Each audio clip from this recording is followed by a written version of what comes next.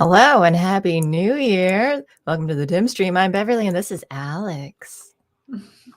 Yes, it's my fault we're behind. It's so her fault. I liked, I think it was Mutter Fetcher put in the Discord when you said that you're going to be late, that I had the gif of the doctor, the 10th Doctor.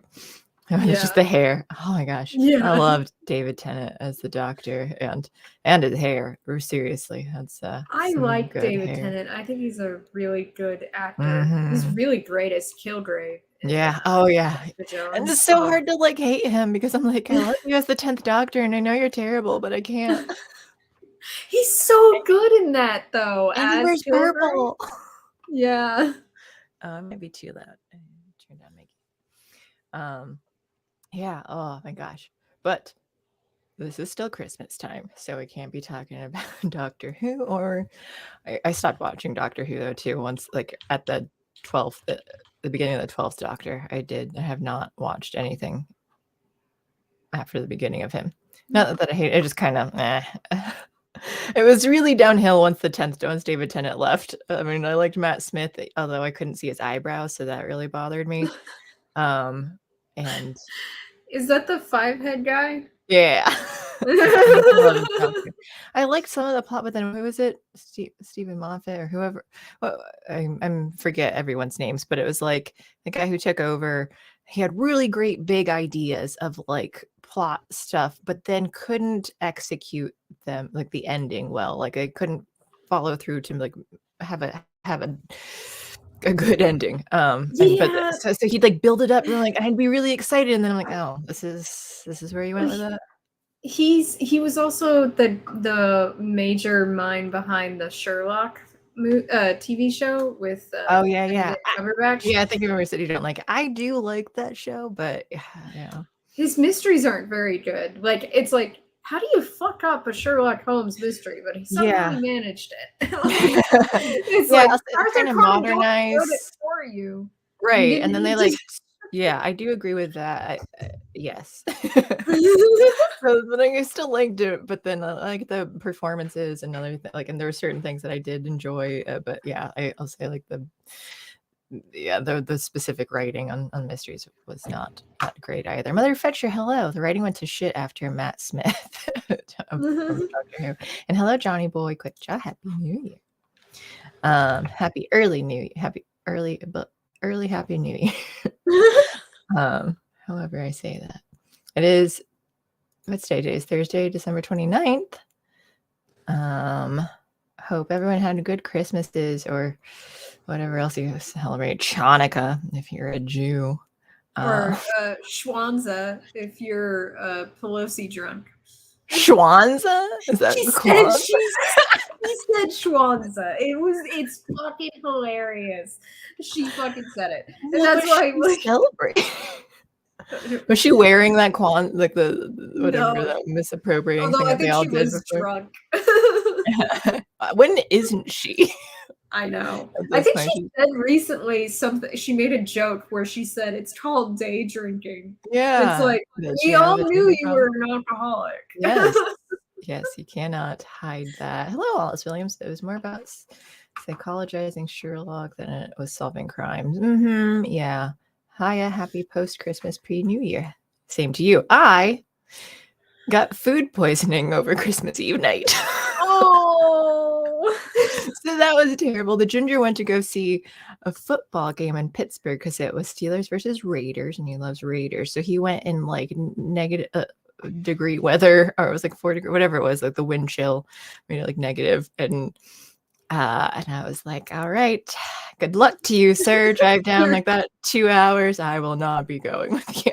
You're like, nah, I'm good. Yeah, I absolutely did not want to do that. And then, so he didn't get back to like 3 a.m. and I stayed up waiting for him. And then when I went to bed, and it was like 6 a.m. before I finally started going to sleep, because in between that time, I was like slowly feeling pain in my stomach. And eventually I was like, oh, I keep like swallowing. I'm like, why am I swallowing? Like, oh no, I'm swallowing. I'm going to vomit. And so I kept like getting like waiting. That is definitely a sign that you're about to vomit. Yeah. body's producing more saliva in your mouth. Yeah, and I Yeah. realized it too, but after a while, because I was just like trying, like half asleep, like trying to fall asleep, like, oh no, and then like I could like feel it coming, and I hate vomiting. It was gross, It's the worst. and then I felt awful Christmas Day, and we ended up not going because we were supposed to go to his family for like lunch dinner, but he also wasn't feeling well from having to be in the cold all night and then driving back over. So he was just kind of, and I kept saying like, "Oh, we can go," but he was just, "Nah, like you're sick." So just like lay on the couch and watch Christmas movies most of it. And oh, I should go get the sign at some You point know, though too. for my Christmas Day, I was streaming Warframe because it was a Mm. Sunday. And I also co-stream on like a dual stream to Twitch. And someone popped up in my Twitch chat saying that he wanted to raid my channel. And I was like, I don't know that he's like, but I can't because you don't have it on. And I was like, oh, let me go check my settings and everything. And I checked it and I turned on like other parts of raid were set up, but that one wasn't. So I like time like there were limits on it or whatever, so I turned some of those off. And then he raided my channel and there was like 22 people watching my Twitch channel, which never Wow, on happened. Christmas, like Christmas miracle. I know. I was like, this is a really awesome Christmas gift. I really Yeah. appreciate this.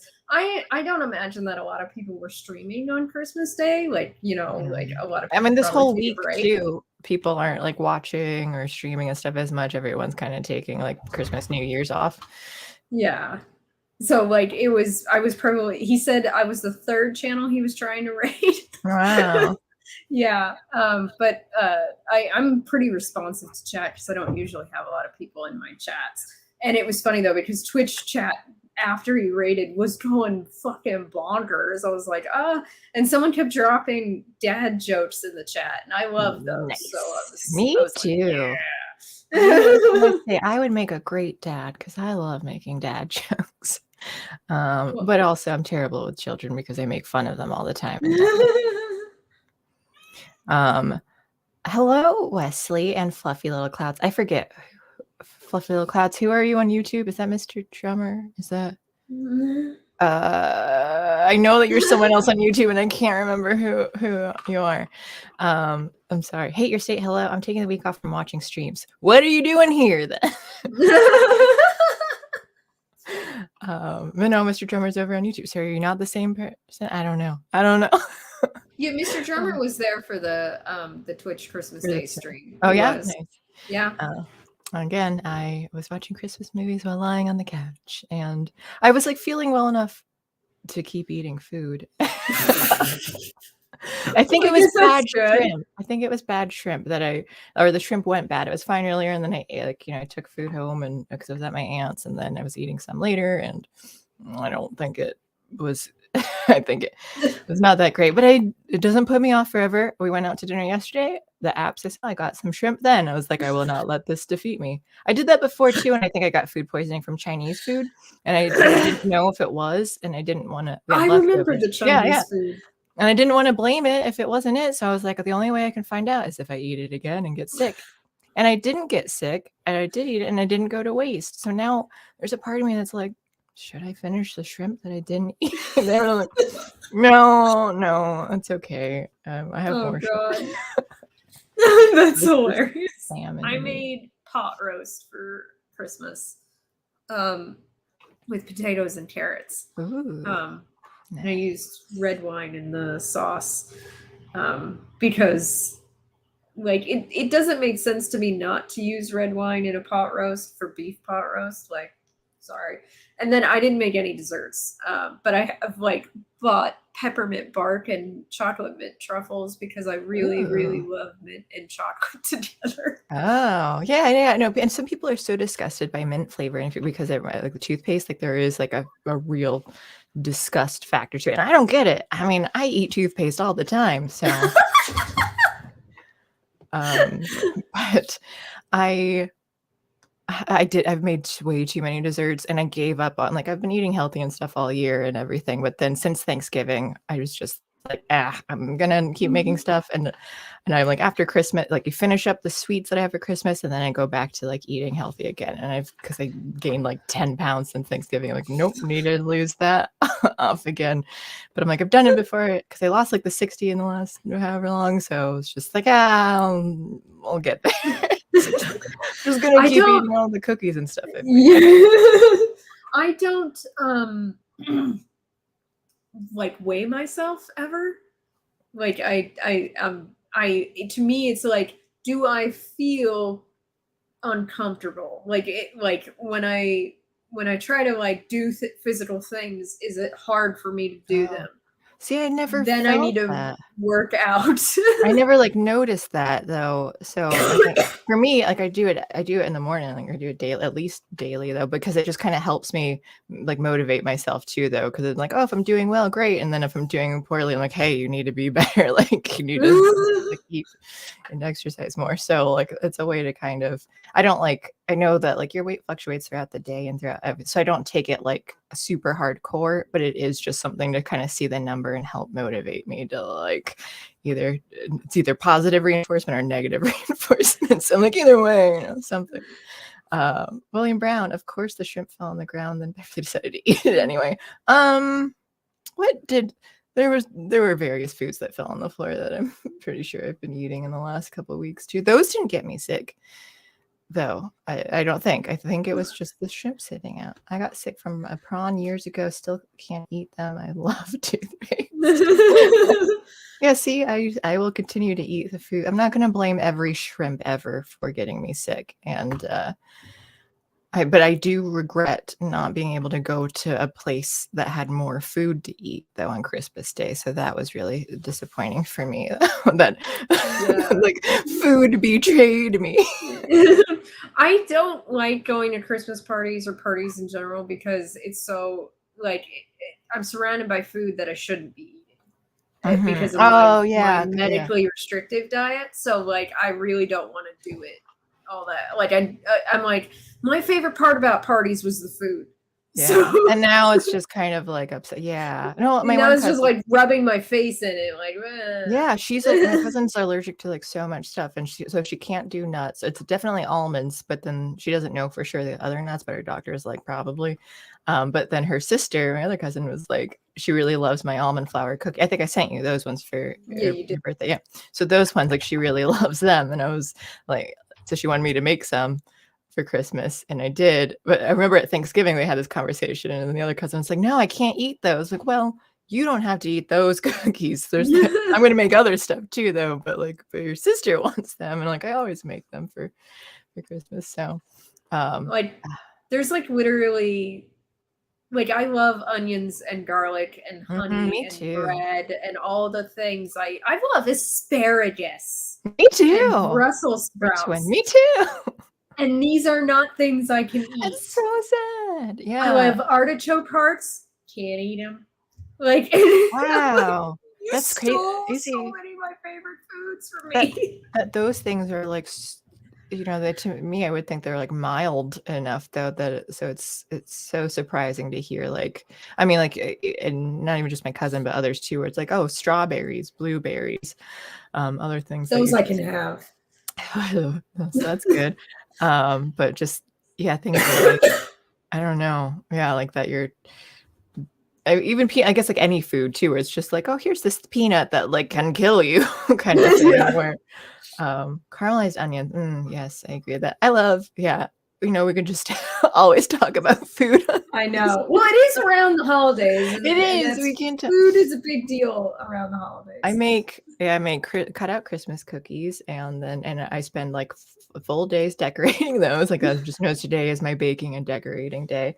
I did some cheesecake brownies, so I did some mix of that, and too much cream cheese left over from Thanksgiving or something. And what else I didn't make as much. Usually if I had more time, then I'd be baking everything, but it's for the best because I'm eating all of the stuff, and I was just like, yep, let me just eat it all, and then salads for the next year. But worth it. I made mulled wine, just one glass. And it was funny because my friend was like, "Let me try it. I've never had mulled wine," and I'm like, I knew automatically that he was gonna hate it. Like Oh, I really? knew because it's wine that you heat on the stove. It's any red wine, usually dry, and you heat it on the stove with um, cloves and cinnamon, and usually some kind of orange liqueur of some kind, and Oh. uh, and a sweetener. A lot of people use honey. I use maple Mhm. syrup, Mhm, and yeah. like you heat it so that it like loses some of the like it becomes more homogeneous and everything. And you usually strain it too, and you serve it with like a cinnamon stick and stuff like that. And I like it. It's very sweet. It turns. That's why I you don't love want to use a sweet. sweet wine. And it's I probably very would, and I'd still love it. and it's very warm and uh like delicious, but but like some people find it saccharine and cloying. And especially if you call it wine, they think of wine flavors, and then it's not like regular wine because it's mulled Ah, wine. yeah. So their Huh. like brain is like, no. Wow. What else? Oh, I think this food talking sweets and stuff also applies because in the Santa Claus movies and series, they're constantly talking about sweets and all that. So we Yeah, will because get that's into all he that. eats is Yeah, it's sugar. just sugar. Yeah, that is what Yeah. they live off on. I want to address Rumble too. I didn't realize Wesley 1924 is G-Man. Okay, I like guessed earlier, but then I was like, I didn't think you were around. That's So I thought there was just a almost different Wes. That's almost his Destiny 2 name. And Oh, we've okay. played Destiny 2 together before, so I kind of knew that. Ah. Oh, okay. Yeah. Yeah, yeah. See, I mean, I Although knew sometimes I get G-Man's real name, but I just didn't know. I thought, I'm like, oh, there are two because of Wes's around. awesome one. I've also played with him in Destiny 2, and he's also got a different name in Destiny 2, and so sometimes I get them Yeah, confused. all these. That's what you said. Fluffy little clowns. I don't remember if you were Mr. Drummer on He YouTube. said he was, Did I he? Okay, I think. couldn't find it on here, so that He I. said it in the YouTube chat, I'm pretty Oh, sure. okay. See, it's hard to bounce back and forth. Hate your state. I just made mint chocolate pudding. No one else likes Ooh, it, so I eat all myself. Hey, no, that sounds good. yeah. I found a peppermint bark ice cream that I've been making myself sick with. Oh my gosh. So I think I Oh, mentioned I it want before. that. The little Debbie Christmas tree cakes. Like they've been turning all the little Debbie stuff into ice cream, like pumpkin Good. delights, which is amazing. And then little Christmas tree cakes, they made those into ice creams. And both ice cream, like I like the ice creams more than the actual like cookies and cakes. They are delicious. Uh, so little Debbie, you're really knocking it out of the park. Bev storing shrimp in her arm warmers for later. Yeah. I put on cloves. I think I use cloves when I do pumpkin spice stuff, though, because I Me use that too. with I don't use cinnamon, pumpkin cloves, spice. nutmeg, and sometimes ginger. Yeah, that's what I use those for. Yeah, For yeah, because pumpkin spice. Yeah, that's what you just and that is what pumpkin spice is made. But I never really buy the thing. I just have me the stuff either. because then Well, sometimes I'm because like, oh, I want usually to I add make more, or yeah, well, and then also you might have other recipes that call for just just one or one or two two. of Yes, them. exactly, exactly. So it's Yeah. like it's stupid to get pumpkin spice when you could get all four of them like in Mhm. I don't think I bigger even knew bottles. it was a thing until later on when I saw, like, recipes saying pumpkin spice, and I was, what is plum like, what do I need to get that? Like, what does that mean?" I'm like, "Oh, I already have these things, okay." Yeah. I'll take cider or mulled wine over eggnog any day. I didn't even have either. We do, like, punch. We do Mhm. that's probably, like, a very white trash thing, but it's just what, we have around here, Hawaiian punch or some sort of punch, some sort of, like, m sparkle like, carbonated thing, so, like, Sprite or whatever, and then sherbet ice cream. Then it's just like your I Christmas punch. I've tasted that punch before. I can't have it though. But Aw. well, because I can't have Sprite for one. It has high fructose corn syrup in it. Oh. And then the lactose and ice cream. I love ice cream, but I can't have ice cream like much of Sherbet it. is an ice cream, though. Oh yeah, if it no, some versions of it have cream in it though. I do know Oh yeah, because sherbet's supposed to be like the not because that's what the ginger has lactose that. problems too, Oh but he yeah, can do sherbet. But you can do. I guess you have to be careful, like if some people call things sherbet and Yeah, not, they do. or when people call it sherbet. They're like, oh no, it's sherbet, but it because it's fruit flavored, and it's like, no, that's not Mm. how that works. Yeah, Okay. yeah, just because.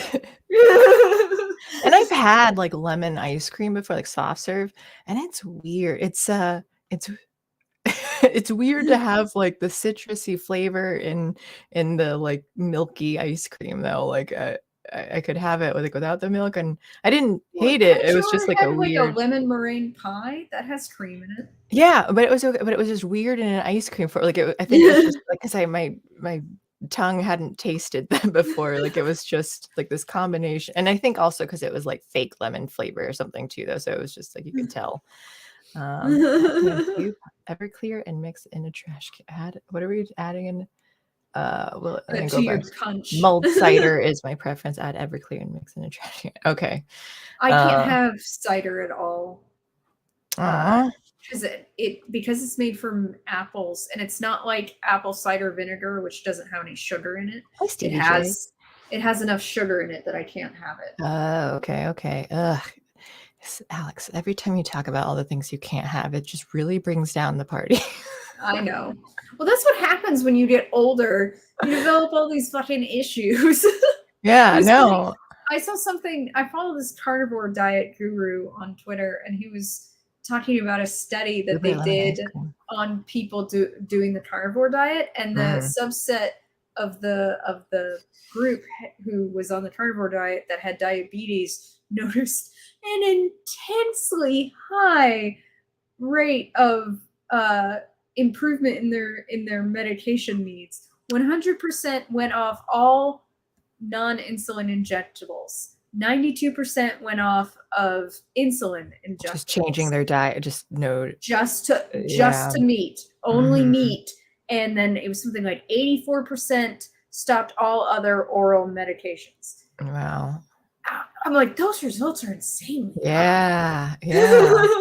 I'm See, like, damn. I couldn't do one food group for like only forever. Like that's just like for me, like I'm able to limit and eat healthier foods and stuff, but I don't say like I can't have anything though, because like I just have to moderate it though. But if I had to give up, like even saying you can never eat vegetables again, like I've been eating so many sweets that I'm like, I can't wait to get back to salads now. Like I want that again. I know I got a Um, burger after I went to the gym, and I was like, this is I could have gotten a salad, but I yeah. like Oh no. burgers. I do love burger, and then on my salads too. Like we'll do protein on it. So sometimes like, not at first we was doing like salmon or chicken or stuff, but then like people do like burgers and then do like instead of bread they do like a lettuce wrap. I'm like, why don't I just do like a deconstructed burger and then I'm doing burger bits on my salad and so that works. So I just put any meat on the salad and I I cartilage love and a stuff. salad, like a really good salad with like tomatoes and not necessarily any cheese with a steak on it. Like literally Mhm. someone Oh yeah, fries a steak, cuts it up and puts it on my yeah. Mhm. salad. It's so good. Yeah, yeah, so that's we'll do everything any meat stuff too, we just, "All right, toss it on a salad instead," and then, like, cut it up and all that. Yeah, I'll do any of, I like meat. it, and with a red wine vinaigrette, it's Ah, especially good. Like, oh my god, there was this place back in God, it wasn't Kansas. It was the state next to Kansas that I went to often. Missouri. Like, sorry, the four-state area is a little confusing. I can't there's quite remember. place I went to in Oklahoma a lot Kansas, too, Missouri. so like we were in southeast Kansas, so that meant I could go into Yeah, yeah. Missouri or go into Oklahoma like really easily, I and just we would all the the time. phrasing was just really funny. We're like, "What's this place in Kansas? What was it called?" "Missouri." No, next to Yeah. Kansas. But it's called the Red Onion Cafe, and they made a steak salad that was, oh my god, it was so good. They also had a really good pie and really good coffee at that restaurant. They were never open on Sundays, which sucked because I could only ever get out there on the Boy. weekends. Oh yeah. What did I had yesterday? A cheesecake. It was a Cinnabon cheesecake. So I had like been Ooh. mixed in.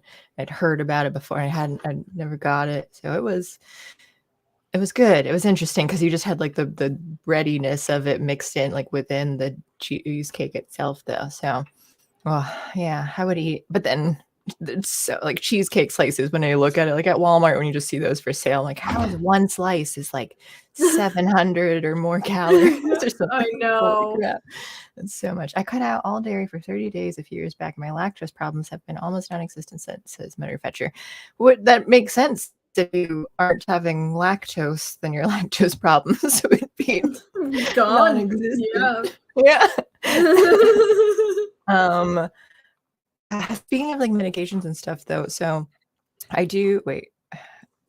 Oh, I want to say Christmas stuff too, since I have this up. Let me interrupt myself by saying my dad got me this sign for Christmas and I should go get it. I need to like figure out how to put it up though, but it's a light.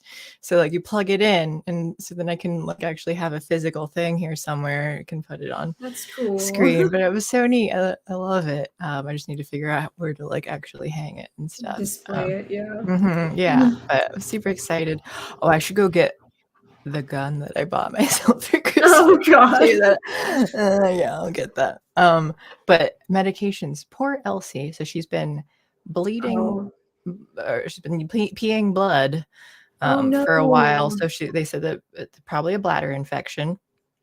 She's Yeah. most like actually. I was like, what? It said like probably not these other things. It's most likely bladder infection. I'm like, well, do you need to do like tests or anything though too? She's like, she's pretty confident bladder infection. It's just going to take the amount of like different antibiotics because it's been a while. Like, so she's had it for a while, so might have to test out different things to see what will work. So she gave her like a couple injections, and then it still wasn't working. So I got amoxicillin and been giving it to her for like a week, and it's still. So I called this morning, still not getting better. Called back. They said that they want her to come in next Friday to do like lab tests and scans and things there too. Because I was like, this is the thing that I was asking before. That you're like pretty confident that it's a bladder infection. Like, I've done these tests when I was there last time, and that way, Yeah, really. because I just kind of knew. I was like, it's these things probably. I guess it's every vet time visit before too. It's just like, well, this might be the case, so we'll try and treat it this way. And if not, and like, yeah, every time, like, can you just do everything up front, and so we just know, and then we can like figure it out instead of. So now she's been waiting like a few more weeks to having this problem and peeing everywhere in the house still, and I can't stop her. So like she still isn't like feeling miserable, like just while she's peeing, it's uncomfortable. So she's peeing in different places and it's bloody. But so it's just annoying that like so she has to be like we have to wait through that and everything. Hi, George. But yeah, poor girl. So that's probably going to be expensive, which brings me to, hey, I've got a subscribe star, everyone. If you'd like to donate, you can also donate on Rumble, and this money is going to go toward paying vet bills to my poor cat, Elsie. She's 11 years old. I feel so bad for you because, like, I feel like you have a lot of vet bills, and my two cats I bitch about constantly, and I haven't had to take them to the vet ever. I do annual visits, so like I get her, yeah, especially with 8, but it was just something. I know, like I think Chicago, what they have like some sort of extra rules or something. I think about pets. I don't know, whatever. I think so. I don't remember. Maybe I'm thinking of renter's insurance. I forget. Well, I know that like a lot of vets say that cats need to come in every year for shots, and that's not true. First of all, yeah, like not shots, but no, that's not. It's not accurate. yeah, and also like if their behavior like changes drastically, I'll take them. yeah. Whenever they're sick, so I do the annual, especially once they're seniors. Then they recommend like an annual, like a senior exam. But so I just kind of got in the habit of like, like a human getting an annual checkup though, just to see like there's most I don't likely do that either. nothing wrong. I know I normally don't either, but just so my animals get better treatment than I do. I've been iffy on like my job now offers health insurance, and it's like I think around $170 a month is what it would pay, and whatever it costs, and I'm like, do I do that? Is it worth, like, I fortunately, knock on wood, don't have a lot of like problems and stuff that I need to go to the doctor. But so I'm just like, I'm not sure if like, would I rather just put money aside every month and like get in my savings account and make money on it and not, and just like, okay, in an emergency or whatever, when I have to use it.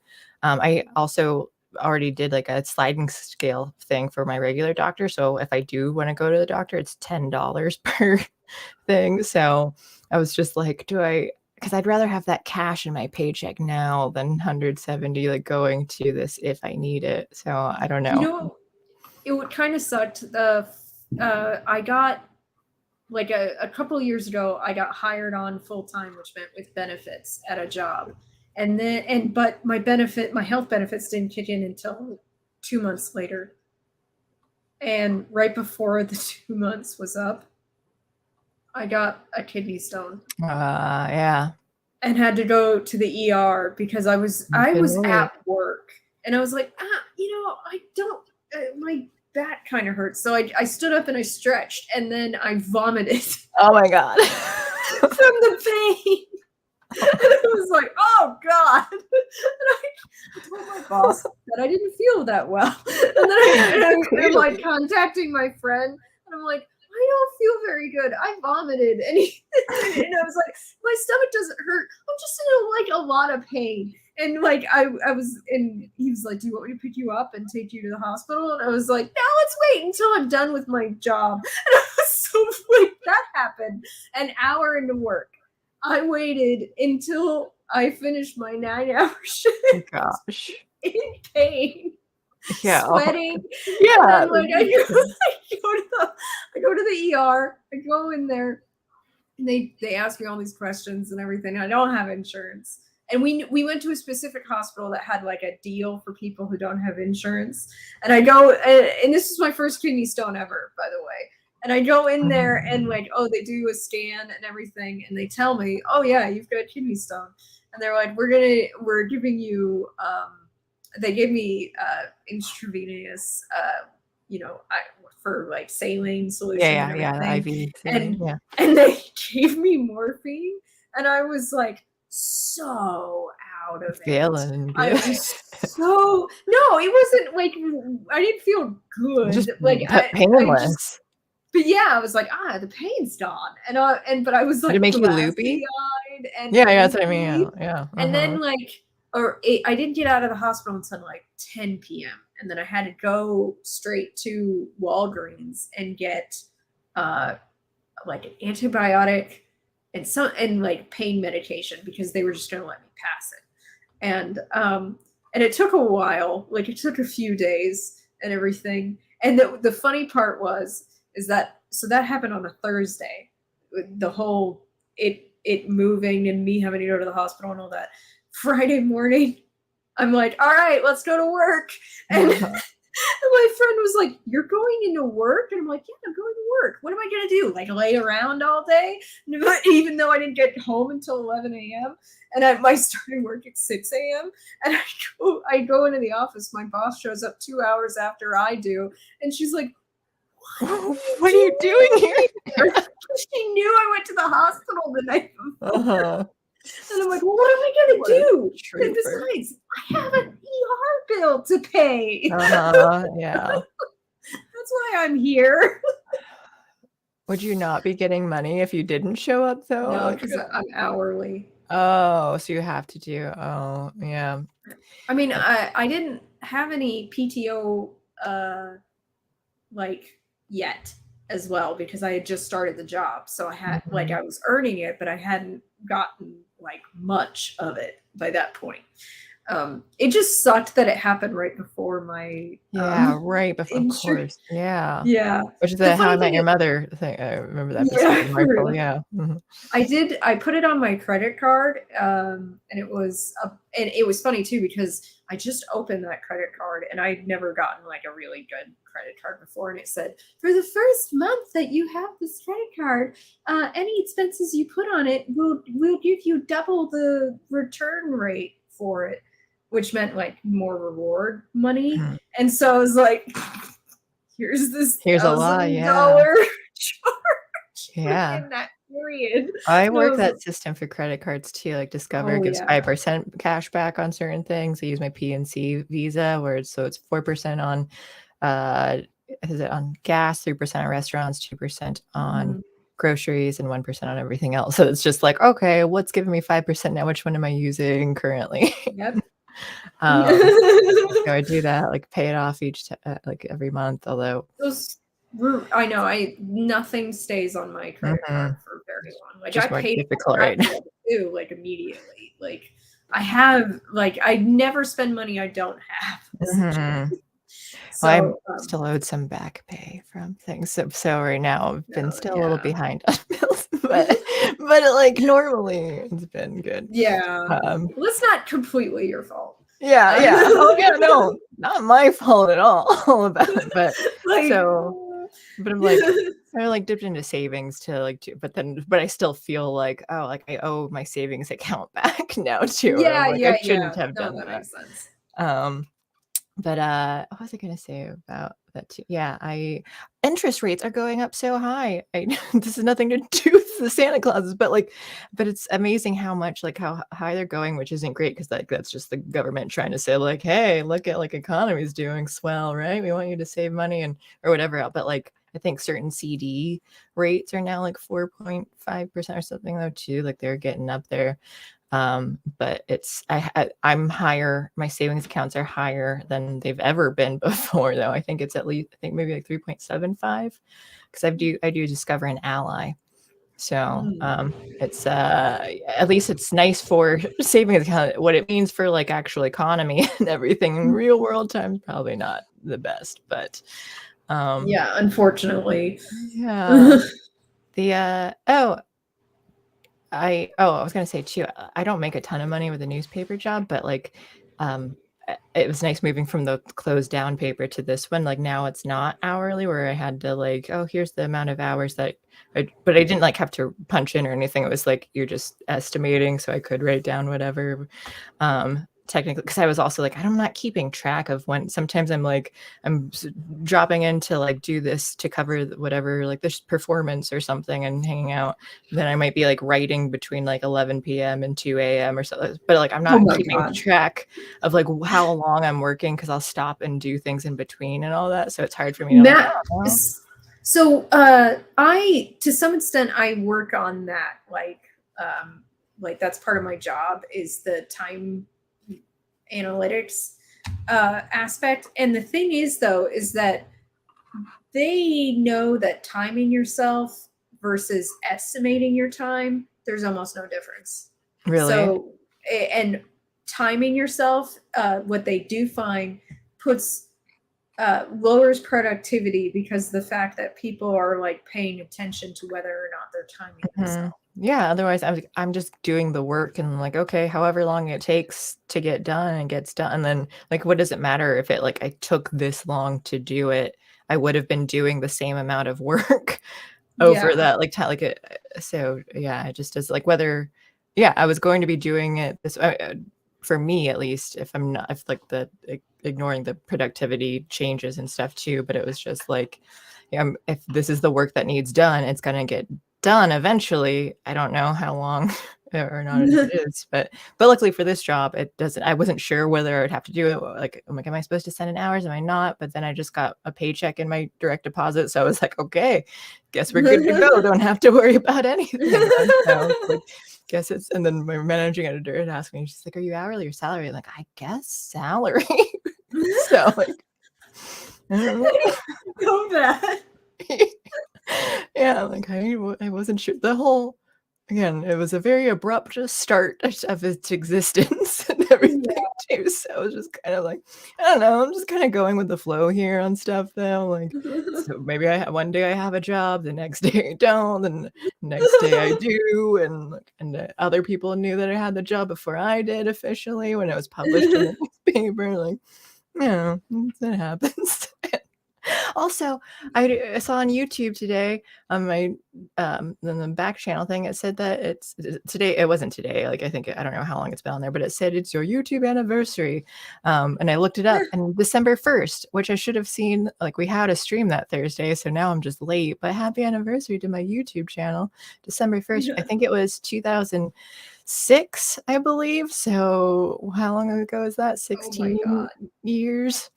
That's insane. I started Yeah. my channel in 2018. Yeah, mine is an old channel. And because YouTube started, when was it? I think 2005. I think it started in 2005. So I I think was that's in. that's when I started college. So I wasn't real. I was super like everything was up in the air then. Like because I had never lived outside of Arizona. So Oh yeah. moving to Oh yeah, and you Kansas moved to Kansas. was Yeah, so it's very new experience. Yeah. there was a lot going on. Like, and one of the things that was going on for me is that like I'm allergic to everything here. But 2006, I was 15 in 10th grade. So then that was when my friends and I started making videos. We started doing it. And one thing too, like we did like whatever short videos, but I remember starting to watch the Canadian show Corner Gas. And that was the show about nothing, the Canadian version of Seinfeld, this kind of like, where it was the show about nothing. And I love it more than Seinfeld. But then when watching it, I was like, I can make a show like that. So then my friends and I like made our own sitcom for a couple episodes. But so yeah, this YouTube channel is very old. And then I stopped using. I've made like other ones in between because I was like, let me do a more professional thing for stuff. But then that's why recently I was like, no, let me go back to my OG YouTube and let me just start doing stuff on there again. So that's been nice. So I guess we should get into the actual. Oh no, actually, before that too. I was reading an obituary, yes, proofreading rather. No, I don't just go through and read obituaries, but I was proofreading one, and there was a name that came up for like list of grandchildren, and it was spelled Chole, and I was like, I was just like Chole, like either this is like a terrible new way to spell the name Cole, or it's a misspelling of Chloe. But it was just really, wait, they just dropped the E by accident. they had the E, it was just mixed it up. It was Chole. So like my video disappeared on me. I didn't know it happened in real life or not. Yeah, you froze for a moment there. Okay. So I found the family on Facebook because I was like, I want to double check this, and found out that because I'm like, I just need to know whether or not this is wrong or that there is the name Chole out there in the world.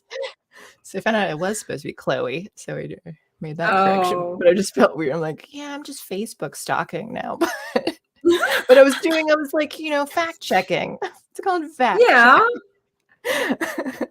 Even though I went through and liked all of the photos. No. Oh my God.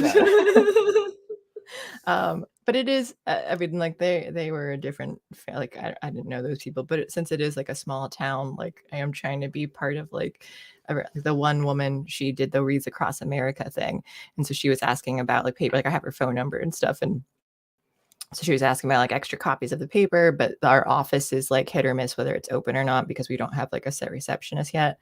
So I asked her today, I was like, did you get papers? I'm going to be in town. I can stop by.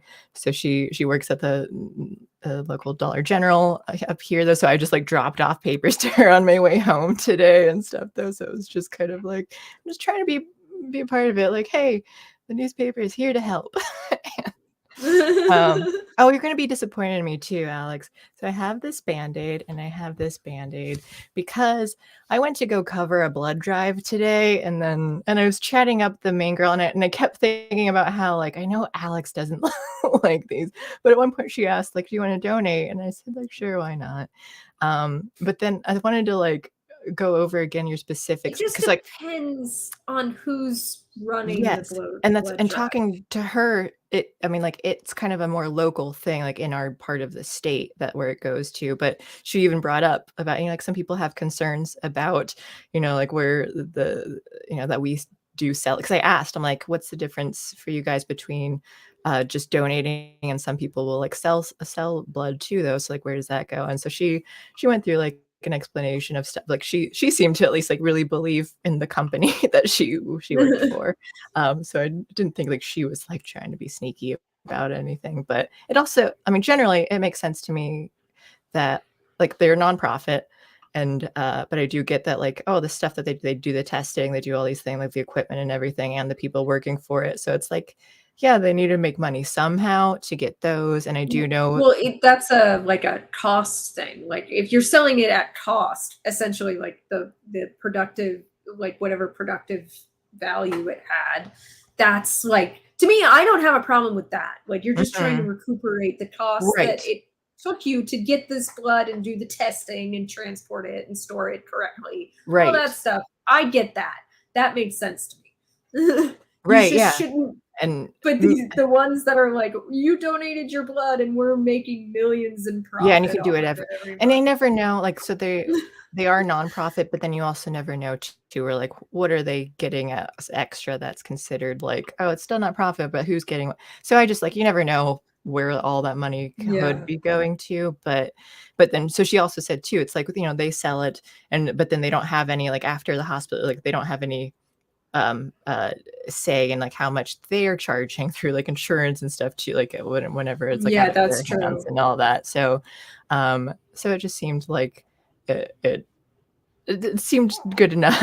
Like talking to her and stuff, you know, it was just like, you know, like and just knowing that like it was going to the local hospitals and stuff around here and all that. So that was nice to hear. And but again, I just chat up everyone though too. So I was there for like a couple hours, and then they were like, I was telling them all they're all girls, you know, social jobs and all that. And they had like their I was trying to like take pictures because it was slow at that time. And she said that like the Mhm. holidays, like people end up not coming around as often. And she but then she's like, "Oh, like, hide the McDonald's." So they're like I was trying to take pictures of them. I'm like, "You can just, like, look like you're doing stuff with blood or whatever." Like, so then they're in, like, the background, like, trying to, like, hide it. So I had a couple pictures of them, like, moving quickly of hiding. Um, uh, they're fun gals there. Um, That's too funny. but, Hide the McDonald's. I love yeah. that. And I think a Big Mac fell on the like, a patty fell on the floor too, and they're just like, "Whose was this?" And but, like, I just saw the one girl, she was, like, hunched over, I think trying to stay out of the camera's angle the angle of the camera, so she was just down low, like, carrying the McDonald's, and I'll just wait for you to, like, move.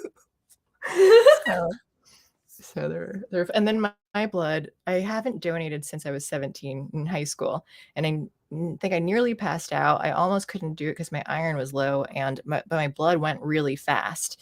Like I beat out the person next to me who Ooh. started before me, and I don't know. So it was like loose blood or whatever.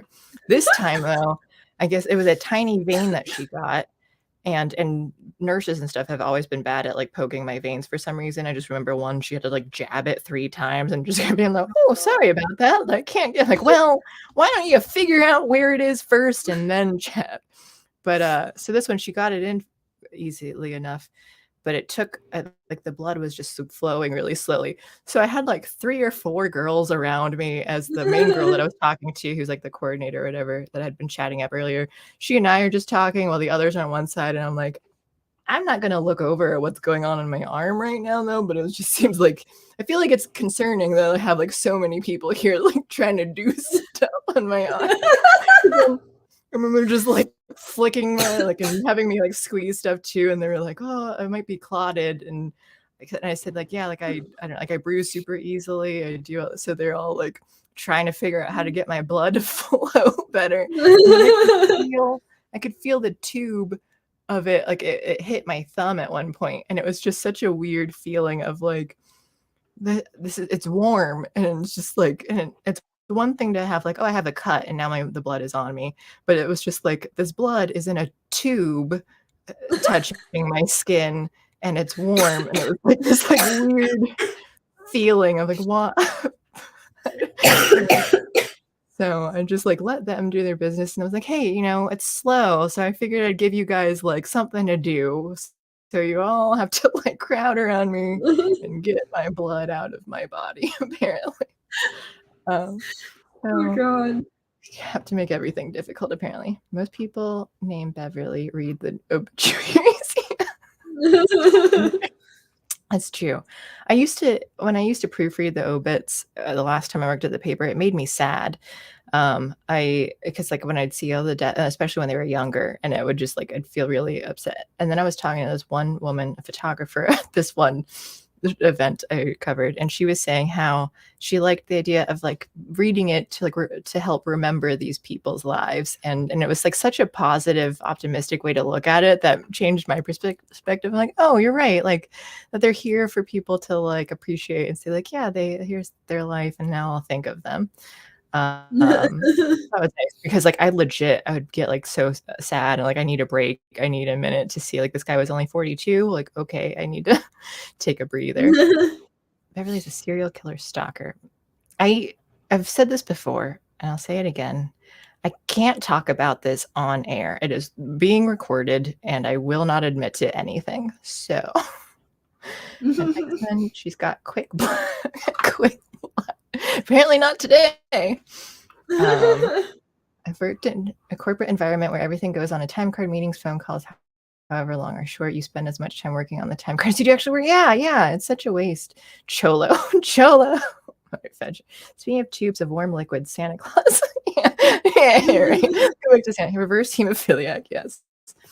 All right, Santa Claus. The work. Sorry, time card. One last thing is that Ginger was telling me how like he just started a new job, but like the previous one where it's just like, oh, you have to like customer service and retail, like, oh, they'd worry about like where did this employee go, like when they went to the restroom, like you can't even Oh like God. step away and stuff. Like some of the managers would like be like, oh, where were you? And I'm like, I hate that. Like I really love not having like micromanaging. I like to be able to like I will get my work done and having it be flexible. And so like my last few jobs have been that way where I'm like, oh, there are certain things that I have to be there for, like meetings or events or whatever. Mhm. And that's fine. But then otherwise it's like you just get your work done and then we'll like we'll communicate in some form or another. But like I hate the micromanaging and all that. Like I do not like any of that. I I will don't pee like when it I want either. to. Yeah, I had so like every once in a while, like I have a lot to do in my day job, and like um sometimes people are like, why don't you get the like there's all these like assistants essentially like to help you, and I'm like, no. And Yeah. they like offer me help, and I'm like, no. And then like, like, and I usually am I'm like, it's more like when other people tell me to ask them to help me, I say no like that. But when they ask if they can help me with something, I say no, thank you. But like the reason why I don't want people to help me is because I don't like how they do things. Mhm. I am definitely the kind of person who has a specific way of doing things. I will do it in the time that I have, but if I have to get help and then like and like half help, like you didn't just do everything, but like there's a bunch of tasks that I have to pick up on after you've finished Mhm. your It can half be of the hard task. if you have a method, yeah, and then you're like Yes, exactly. and then And you're then like, I'm "Oh, like, now I have to figure out how to do this around what you did." Yeah. exactly. And that's why I don't like getting help. Mhm, and it's easier when it's streamlined, like, "No, I do this, this, and this," when 'cause, I mean, Mhm. even within Safe Space, there were certain things where, like, Carter had talked about, like, "Oh, like, I can help out with this thing," but, like, it's easier for him if he just does it all because there's just certain things, and and vice versa too, though, some stuff where it's just like, "No, I can't have help here because it's I just have, like, this specific things, and it would be more work to try to delegate this part and having to, like, upload certain things for you to upload," like, whatever, um so, yeah, it's just like, "No, just let me do it all. It's gonna be easier."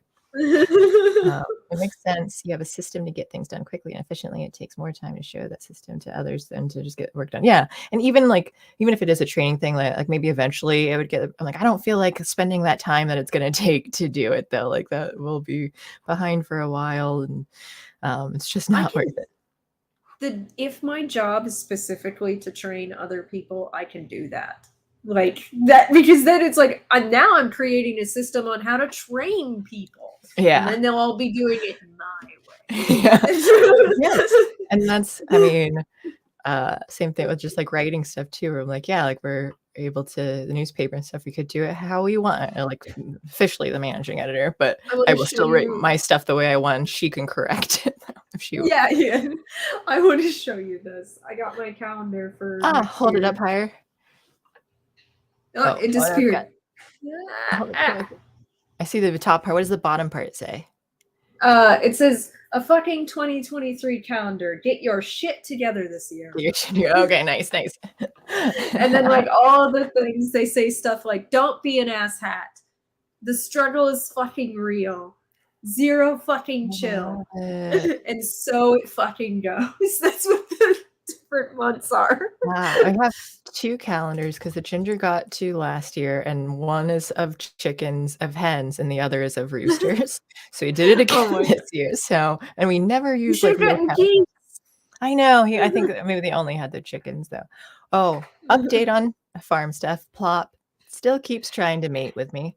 He Oh. apparently though, like I sat down outside because it's finally warmed up, and I sat down, and he was just like super excited. He like crawled up. He really had to crawl up onto my lap from down down below, but he just made his way up there, and then he got all excited and was like trying to nibble on me and stuff. And then, but I think if he got the opera, like really tried, I think he's still kind of confused about things. But like so then he'd like slip off, or I'd set him down, and then he'd crawl back up. It was like 5 different times where he just wanted to be on my lap, but wasn't like trying to sleep. He just was like excited. And then Lemon Hope was over trying to get Lemon Grab, and like leaned forward and like pulled on his chest feathers, like nibbled on him there, and he was because he was like just hanging out, and then he's like, oh, okay, and just circled around her and then mounted her and did his thing. And I finally saw it. I'd never seen it before, the ginger has, but I finally saw a goose penis. Oh my god. So that was an exciting moment for me. Gross. Yeah, yeah. So now I've bonded at an extra level with them. Yeah. Eventually, I assume Plop is gonna show me his, but hopefully I keep trying to go. I'm like, Hope wants it. Why don't you go to her? Like, go. She's literally asking your dad for it now. Like, go mount her. Keep telling Gross him, I though. just want to be friends, man. Yeah. It's just like I think he did mate with her once, and I don't know. I'm not sure if there's any. I don't know if he and his dad will end up fighting or anything. But I'm like, because Lemon Grab's got 2. He already has 2. She doesn't seem to want it. She's a mom now, so she's just disinterested. But Hope is young. She wants, Mr. Drummer says you are weird. Come for Santa Claus, hearing about poultry porn. Yes, that is the next thing of Santa Claus. Okay. The Santa Wait, Claus. it's been an hour. Let's talk I about know. the Santa Claus movies and TV shows. Yeah, I've given up on caring about like what the streams are supposed to be about. I'm just talking about stuff that I want to. But the Santa Clauses, I've already watched. Every year I watch the Santa Claus movies. And as with all Christmas movies, I enjoy everything, whether they're good or not. They're Christmas movies, and so my bar is very low. But I think they're fun movies. And then I watched the Santa Clauses Netflix series. No, it's not Netflix. It's Disney Plus. Disney Plus. Sorry. There are so many things that I've watched lately. I can't keep track of everything. Yeah. The Disney Plus series. And what did you think of it? I actually, Zato had said in Discord that he thought like he was surprised by like the wokeness in it. So I kind of expected it. I was expecting it to be more woke. So I like the first one. The first movie's pretty like decent movie. The second and third ones like go off the rails like really quickly, like with weirdness. And then the TV show like continues that weirdness quality to it. But and that's not for everyone. I love weirdness though. like so the second movie has the toy version of Santa Claus, which is just strange and awful. He's like a dictator. And then there's the Jack Frost Martin Short thing in the third I movie. do love Martin Short. But like so the TV show there were a couple things about it that I liked, some that I didn't. Um, I didn't like how Carol was acting about being Mrs. Claus. Like that bothered me. But then I realized that like for a little there was a little bit of sandcastle building with that though, because like she like realizes in the end that she's actually the first Santa Claus, Mrs. Claus, and No, she's she's like I'm proud. Mrs. Claus, like she Hmm. owns it, which I thought Hmm. was better. But I think it like too much of the sandcastle building, honestly. Yeah. I mean, I don't think I was super. I get what you're saying. I don't think it super bothered me because as someone who has felt uh, overshadowed by someone else before for a long time though too. Like I think like 30 years of feeling like you are kind of second fiddle to some like to this larger than life character who's your husband, especially. I think I could understand feeling like you're losing yourself in that and in like this other role that you've taken on that isn't yourself anymore. So yeah, I don't think I was super bothered by it because I think at least part of it is like relatable enough.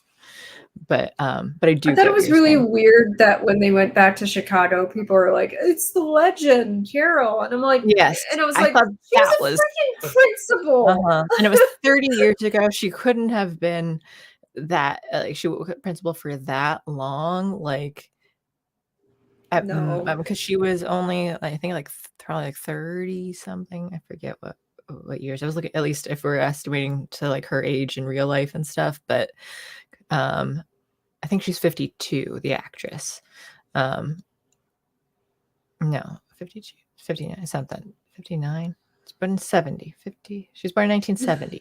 52. Yeah. So then 20 no, how old was she when she I Well, like you doing math. now I'm confused by this. When they met, like, it was like 29 years ago. And if she's 52, that math doesn't add up to what her age would have been in the films, but so she must have been older as a character. But yeah, I don't know. So I do get that. Like, I thought that was kind of like I think that would feel good to have like people remember you and stuff. And I guess like when you have like specific people that you worked with, though, it's also weird too. Like 30 years later, uh, and it's just like okay, and that, like, you had the same woman is still working there too? I don't know. Eh, 29 years.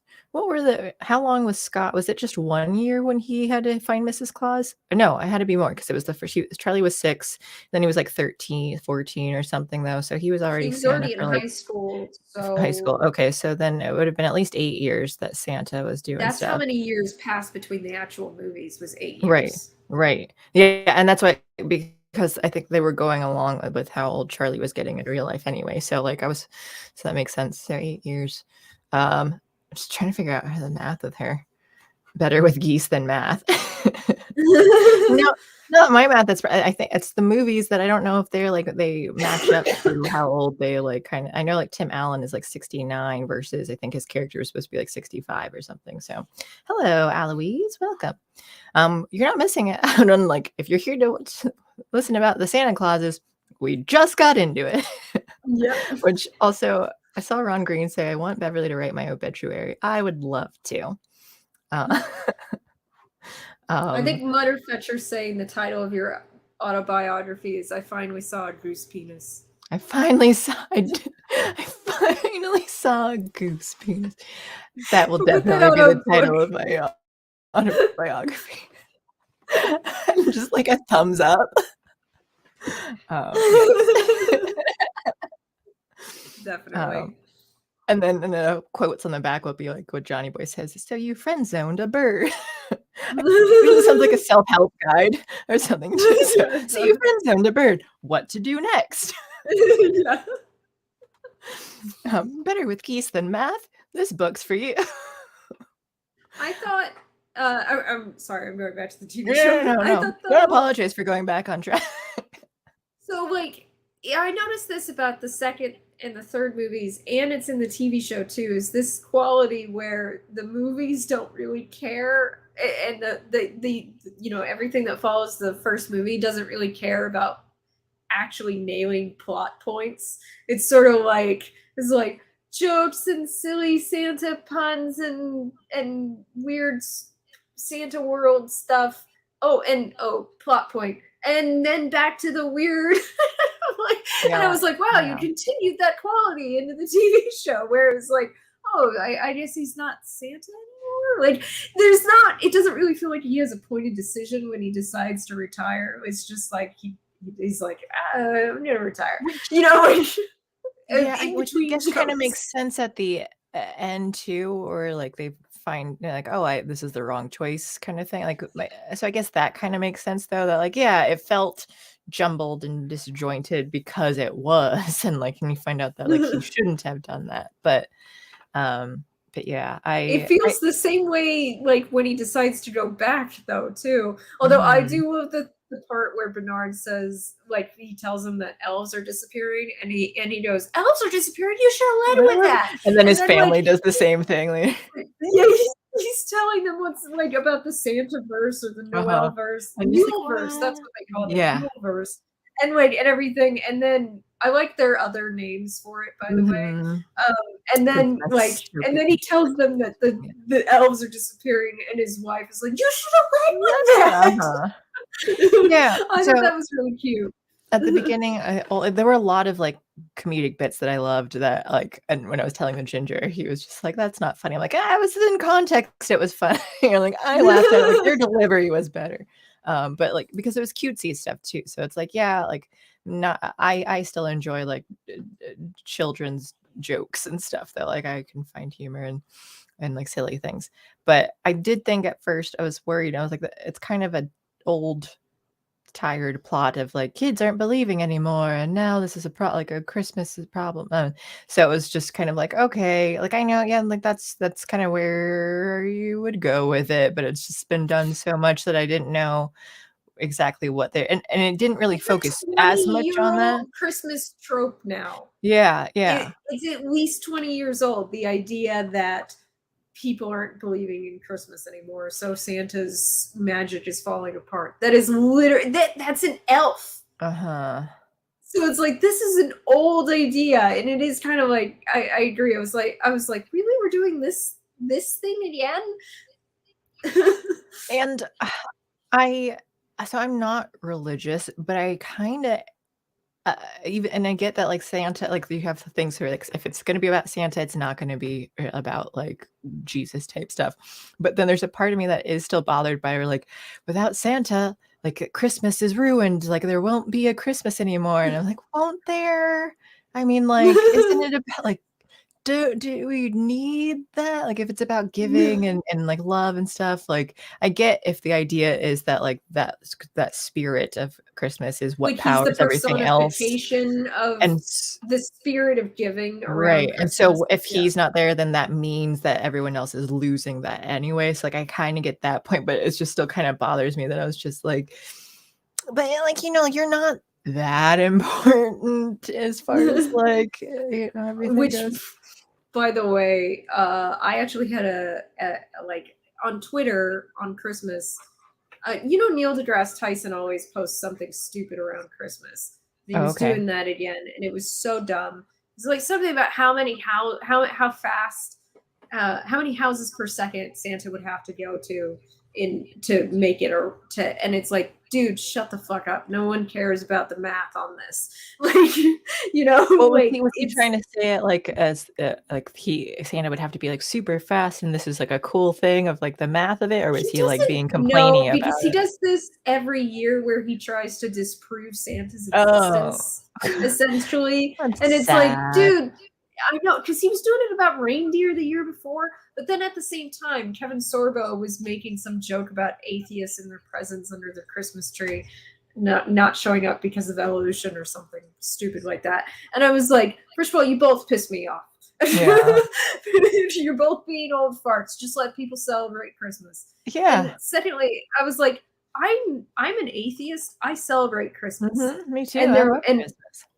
it's a great holiday. It's so much fun, and it was so funny too because someone replied to me saying, "What do you celebrate on Christmas then?"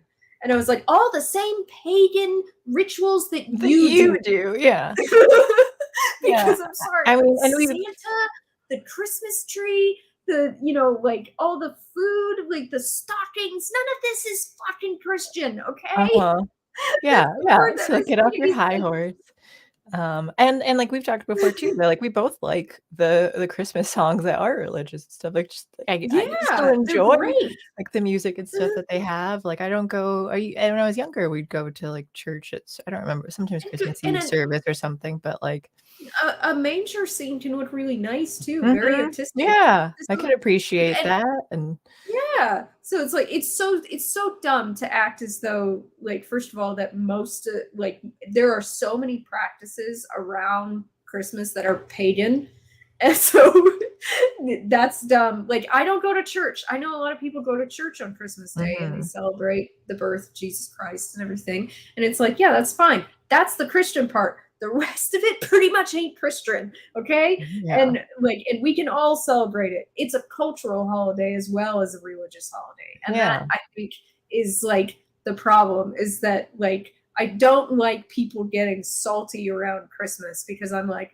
I know that there are people who want to take it out of American culture and everything, and I don't like those people either, but don't act as though I have to be religious to celebrate this holiday, because I don't. but then and so it kinda you can kinda see the woke behavior on both like even people who might think like oh I'm not woke though but you have the issue of like you're misappropriating culture or something by taking someone Mhm. else's though but it's like okay if someone wants to I'm going to use this example because I was thinking about it the other day to lip sync to Feliz Navidad for their workplace it's like lip singing competition though and like don't get worked up about it but I remember a girl that I had improv classes with she posted a Facebook message asking if it was okay for her group to do this song. They're all white girls. Like, so can they wanted to like wear sombreros and sing Feliz Navidad. And then and this was before I even understood like wokeness. I think it was like 2018 or something. So I didn't super know what it was, but I was already like, I'm not going to respond publicly because I worry about like what people are going to react to. So I just messaged her privately and said, like, hey, like, here's my take on it that it's a language everyone can speak any language at all though like it's like so Spanish it doesn't matter like that you so like I said at most maybe people like you could be concerned about like sombreros or something like maybe like I wouldn't care though but I was just saying that like that maybe is the thing that people might get offended by or something but like the languages shouldn't matter but then I was thinking No. when I was listening to the song the other day because it is jamming I it's one of my favorites too, along with like the spooky Christmas songs like I love Feliz Navidad but then I was thinking too how like some of it is in English the part of the chorus is like you've got in English, like, the song was played to English speaking people, though, like, I don't like, why is it a problem if native English speakers who are most likely going to be white wanna sing this song that is for them too?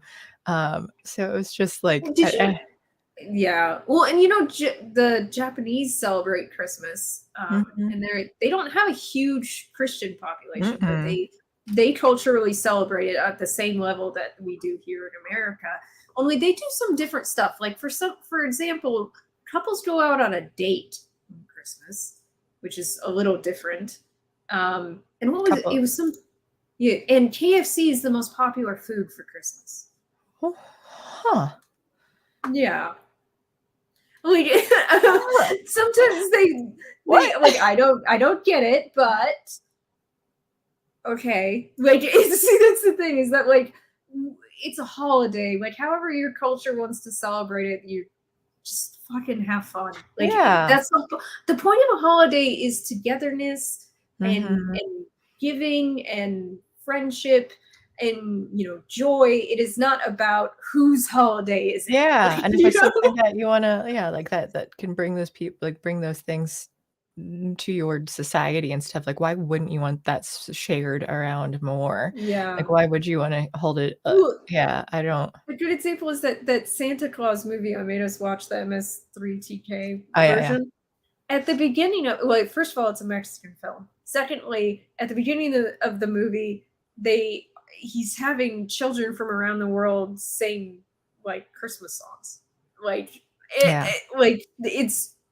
that's an old movie, and it was already about this like everybody share the Mhm. holiday. It's awesome. Let's just share it. And it's like, see, I don't like the oh, we have to include everyone attitude, but I especially hate the whole cultural appropriation, you can't take part in it attitude. Like that to me is actually worse Yeah. than the everybody has to be included. I mean, no, they don't. Don't include me for one thing. Which you're right. But that just goes to show too, like the other thing, like what was it? Like that a few years ago when that one high school girl had that like Chinese style dress for her Oh prom, yeah, and then yeah, the person like and that all like, oh my god, you can't be doing it. And then the Chinese people were like, oh cool, it's nice that our cultures be like, like someone wants to do yeah, that. That looks good on her, and it's nice that it's yeah. like. I know. But then instead of just being offended by like, why? I Why would I you? don't It's understand like, stupid.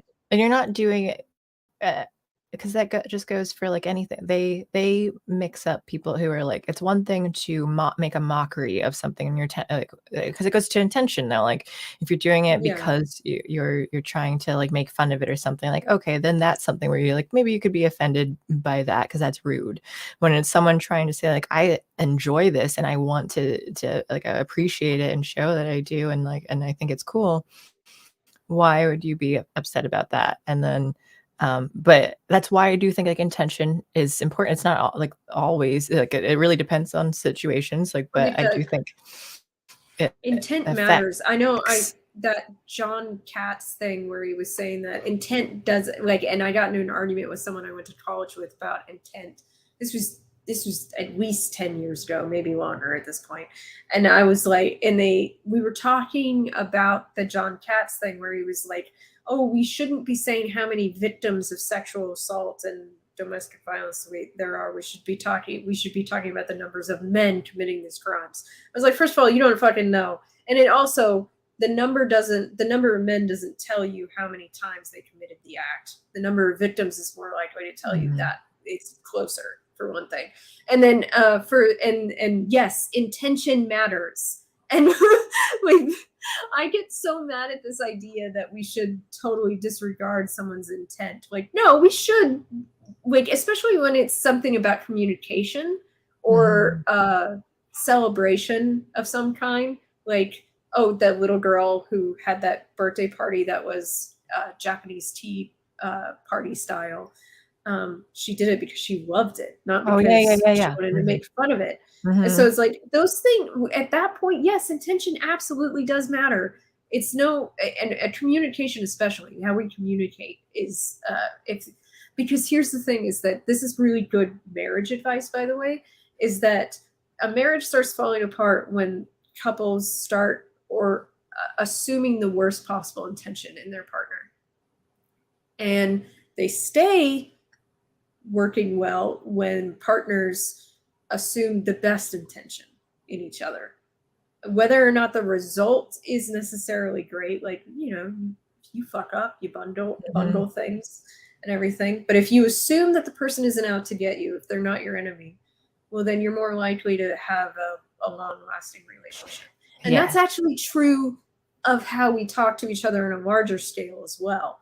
If we assume the best intentions of each other, if we're not assuming everyone's out to get us for like, like the whole woke idea of like everyone's racist, everyone's sexist, Mhm. all that bullshit.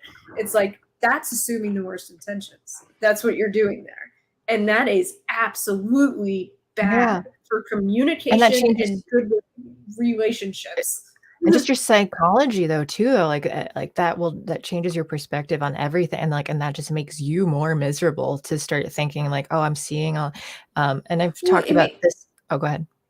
I was just to say it makes you paranoid and it makes you see Mhm. hostility where there is none. Right, and that's what I've mentioned this a couple times in the past, but, like, where Chicago, like, everyone in Chicago, like, they would just talk about it so much too, like, their racism and all of these things, and I never believed it. I always thought it was silly, but because they talk about it so much, like, it gets in your head, like, you just, like, think about them saying it. So when we were, like, on road trips and things, and I'm in North Dakota, South Dakota, or whatever it was, like, white people around in this, like, nowhere place that are just, like, greeting you with, like, "Oh, hi." It would make me, like, think though too, like, are they racist? That like, are they like, are they like judging me? So, and then I would catch myself like think like with those questions and then be really upset that I'm thinking that too. Cause I'm like, I know that it's not like, why is that there in my head? Because it's just like Well, shouted I at you mean, constantly. And like, so yeah. I, again, I never like believed it. It was just like something that like my brain started to like think about because it hurt it so much. Well, then it's actually when you start going over what someone said to you like a bunch of times, that's actually a sign of an anxiety disorder. Oh yeah, Like my you're like, OCD, I what? think about stuff all like I Yeah, like, think about and the so conversation forever. the thing is about that attitude that they're promulgating among people is that it's both an anxiety disorder and a cluster B personality disorder, where it's Yeah. like where you hyper focus on what people said to you, so that you're not actually doing anything. All you're doing is circling on a Mhm. thought, not really coming to a conclusion. And if you do manage to reach a conclusion, it's usually a bad one, because you're allowing negative thoughts to just grow and grow and grow, and then you're unhappy and you're miserable, and you can't connect to people because you're always assuming the worst about everything they say, and you're not productive, and you're not creating art, or just spending time with people you love. And it's like, wow, this thing is Mhm. so poisonous, like on so many levels. Yes. And it and then like So you you can't even enjoy a fucking movie because yeah. you're gonna, oh, what did they Yeah. mean by that? Well, that's what I talked about this, and I was talking about this earlier off stream too.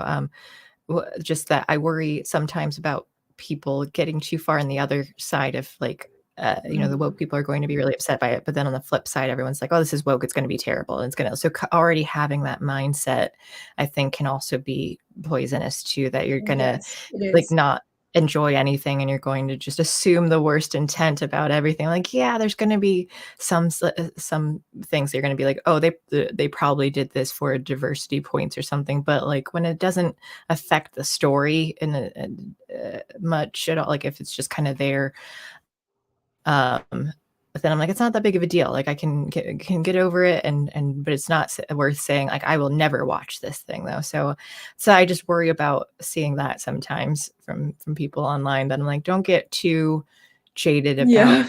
everything yet though, because that like for your own psyche, like that could be concerning I as do well. I do worry about the themes that they're, because that's the one of the biggest problems with ideology when it comes to creating art, is that it over focuses on things and under focuses the technical aspects of whatever medium they're creating art in. So, for example, if your theme is storytelling, they undervalue character development, cohesive plot, um, and they overplay theme. And usually they end up being pedantic. But that's true of any ideology that is Mm, in the artist's mind when they're creating. So, like, you could see that with, if someone wrote something on Scientology or whatever, it would be very similar in the idea that it would not focus on the technical aspects necessarily, and would hyper focus on creating a theme that it pedantically throws at you, which that's not a very good story. yeah, That's not very enjoyable. And be like so to me, it's preachy not, and yeah, to me it's not the problem of this specific ideology, like woke ideology.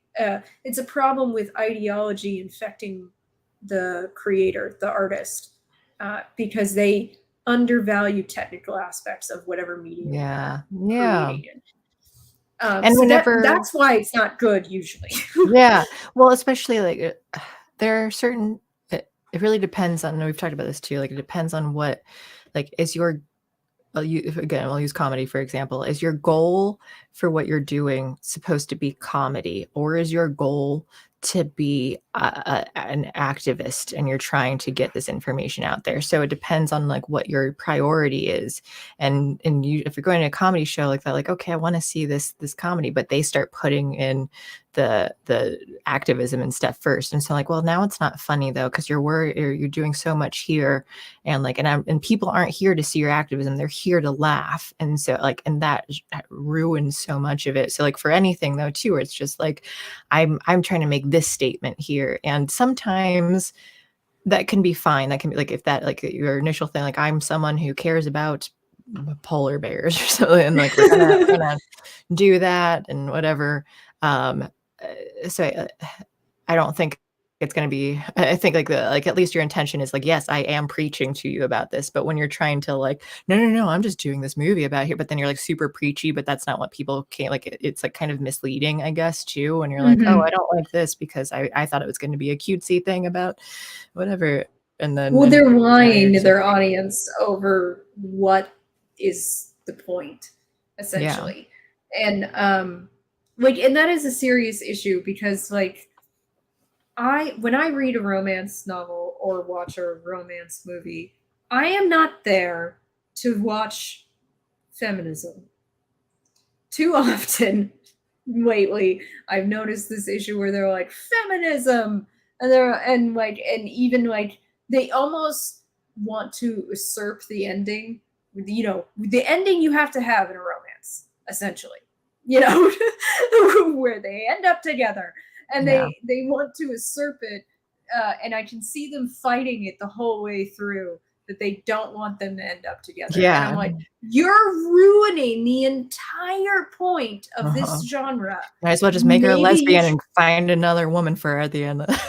Yeah, really. I know. I can't, like, I don't like that. I really Yeah. don't like that because for one thing, I do think like there's a balance that does need to be made between, and this is for men too, between personal life and professional life. But working, and that's all you do, and that's all that matters to you, that is somewhat shallow. I will Uh-huh. say that. I know that sounds weird coming from me because I am this person who seems like hyper focused on production and everything, and that's just who I am. But I understand that it is flawed to become essentially Well, Scrooge. at That's least who you be are. self-aware of, I mean, like, even for, like, the anxiety stuff too, where we're just like, yeah, I have to be aware that sometimes I get into, like, oh, yeah, I'm stuck in these thoughts here, and it's not good, and you have to, Yeah, I like, need to work on like, that, uh yeah, and do yeah, something to try, and so, like, same thing for this too, though, where it's just like, if you can have some self-awareness, like, then that can help you to managing yeah, it. exactly. I do have some self awareness on the fact that I am a workaholic, Yeah, definitely. but then, but it's Um, also not an issue if you're like, "Yeah, but this like, I'm not looking for love right now," or something, like, I do want it like, it's not necessarily bad when you're like this, at least, like, you can be aware of it and say like, "Okay, should I adjust my priorities at all? Is this what I wanna do in life?" Like, "Yeah, like, I wanna continue this, like, I'm not worried about this other thing," or like, "Oh, no, I do want this, so maybe I should adjust." So, like, it varies per person, so it's not like, but just at least taking a step back and looking at yourself and like, let me evaluate, like that's at least Yeah. helpful. Well, and then I do think here's the thing that like probably not a lot of people or a lot of women are willing to admit though about relationships lately is that you can't just be 100% a workaholic and end up in a relationship and have Mhm. the guy be there for you when you're available. That's not Yeah, how it works. That's an incredibly selfish way of setting up a relationship.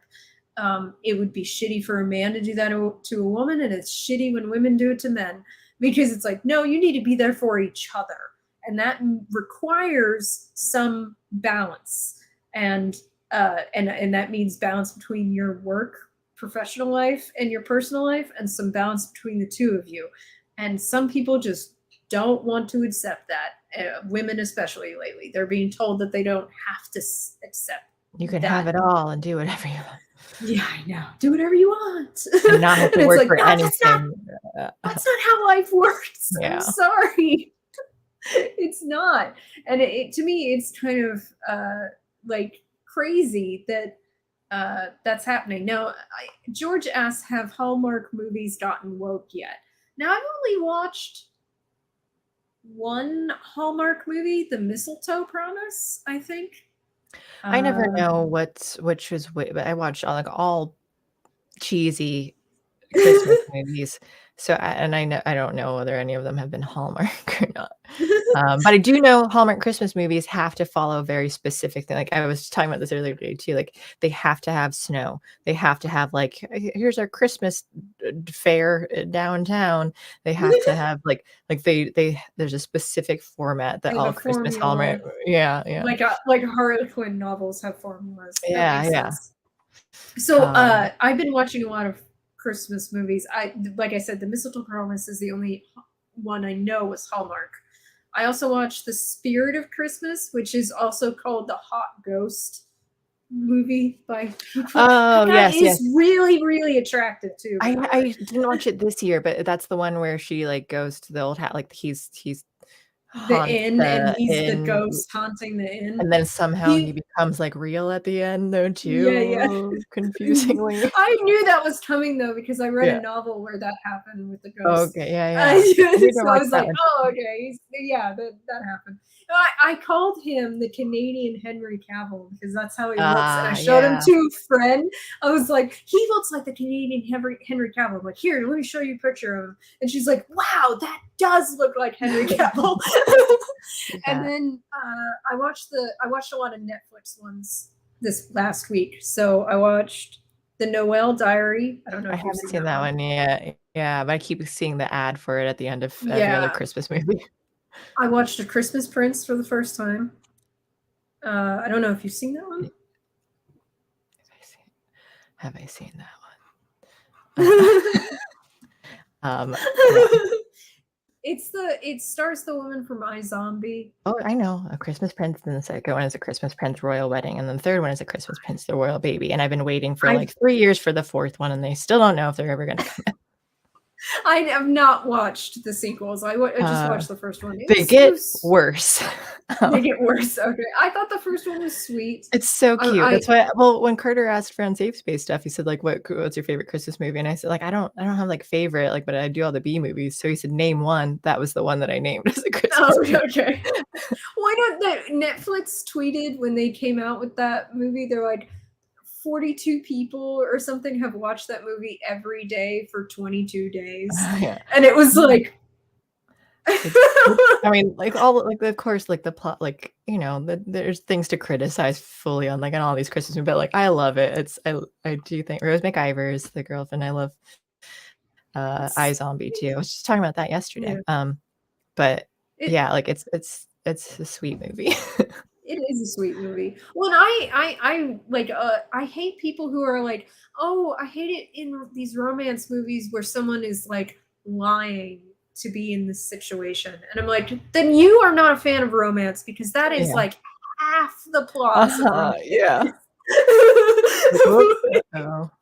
I'll they always the most questionable thing in, like, all these, like, Christmas movies though too is, like, usually, like, at least one of them is in some sort of relationship, if not, like, engaged, but then it's always like, "Oh, like, that, fiancé is an asshole, though," and so then you're like, "Oh, this is a little questionable as far as, like, they're falling in love with someone else while in this relationship," but then, you kind of like, you have to have, like, that drama in there, though, to make it the Yeah, I movie, mean, and then it's a movie. It needs conflict. yeah, and so, like and that's just the easiest way to, like, make it or, like, yeah, it's kinda messy, but then, like, they always make it too like, nothing happens, and, like, you have, like, the emotional stuff, but I was reading a thing too about it or because I was looking up, like, do other people, like, have these concerns? And, like, yes, they do, but then I thought it was interesting with one like, a couple of people talking about how, like, well, nothing physical happened, and, like and if you were to say that, like, no one can have emotional feelings to sell like,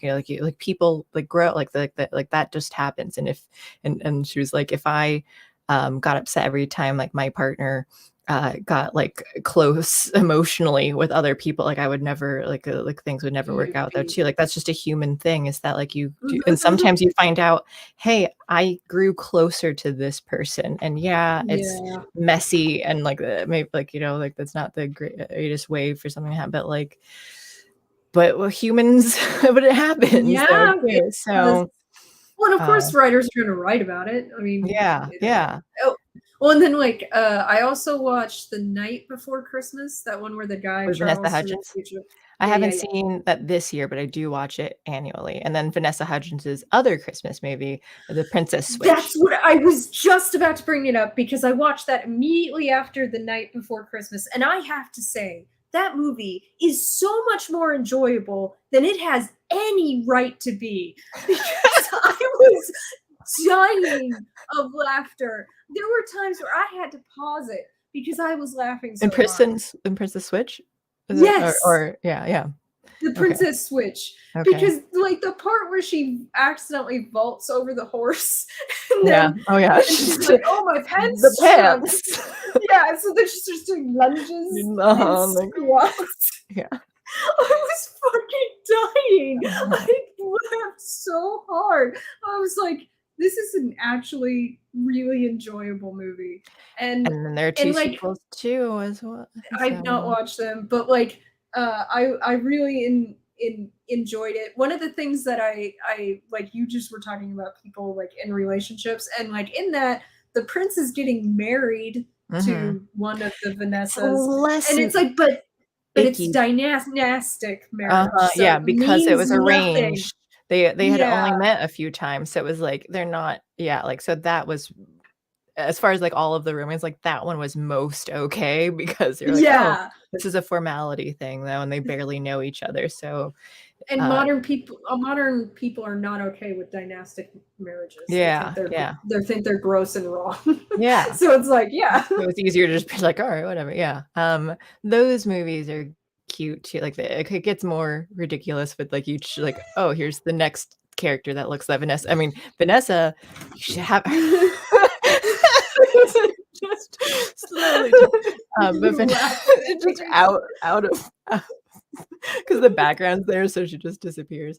But Vanessa having to play 3 different, like, personalities and then play those personalities having to play each other too, so she has to, like, switch it up just a little bit to be like, "Oh, I'm doing the British accent or the American accent," but kind of poorly though too because I have to fake Yeah. it.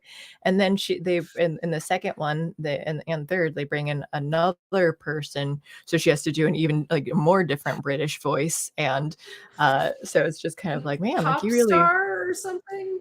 not Or pop star, but she has the behavior of one essentially though. Yeah, yeah. I forget like like she's just a rich. Yeah. the other scene that really killed me, and this is when I realized this movie was so funny, is the part where uh, the prince comes to her door and he's trying to say goodbye to her before he leaves Mhm. and she keeps looking at the couch Yeah, because it's the real something the duchess is behind the couch and he's like, yeah. is there something wrong with the couch? And she's like, no, I have a lazy Lazy eye. eye. Yeah. It's just like, oh, why would you say that? Yeah. And then like, "Are you sure nothing's And gonna then come?" she Like, even "No, it's so like comfy." crossed her Yeah. eyes. And she jumps over onto the couch, just like, "I was sleeping on it earlier. I was taking a Yeah, nap. It's so lovely." the I'm way like, she lays "Oh." back Yeah. like she's in like a 50s Yeah. movie. It's Yeah, very like comfortable. Ah. yeah. Like, Yeah, she's I like died. she's She pretty good was at being so bad at, funny. like, being the British thing too. Because 'cause I'm like, "W I'm an American trying to be like, pretending to be British, and what would a British person do?" So then she, like, does it, like, extra, and yeah, no, like, she's pretty good in that, uh, the film series. Um, and I but was not interested in watching the a Christmas Prince sequels, but I am kind of interested in the Princess Switch sequels. yeah, I'm really curious how you feel about it. And also for the record, I'm continuing to watch Christmas movies through January. I always do, but also I just had less time to watch them in December than I wanted to. But for me, it's like Christmas movies happen all winter long. So, Well, um, now I'm like hooked And I'm like, I have so Can't many to believe you haven't watch, I maybe. have this list. I still have my to watch list too. But they're so far I've seen this year, and like there are ones that I've seen in previous years, but just like I go so Christmas Story, Christmas, Elf, Spirited, Dr. Seuss's The Grinch, Too Close for Christmas, A New York Christmas Wedding, A Chance at Christmas, A Prince for Christmas, A Prince for Christmas. I didn't realize there are sequels to this, but A Prince for Christmas is the Canadian version of A Christmas Prince. And I then thought I so. saw that there are sequels, and it does the same I forget what the names of it are, but the sequel is the same as like, oh, like the royal engagement or whatever for the Oh, the second one. wedding and then baby. And the third one is also called The Royal Baby for it. So I'm like, Yeah. there's 100% the Canadian version.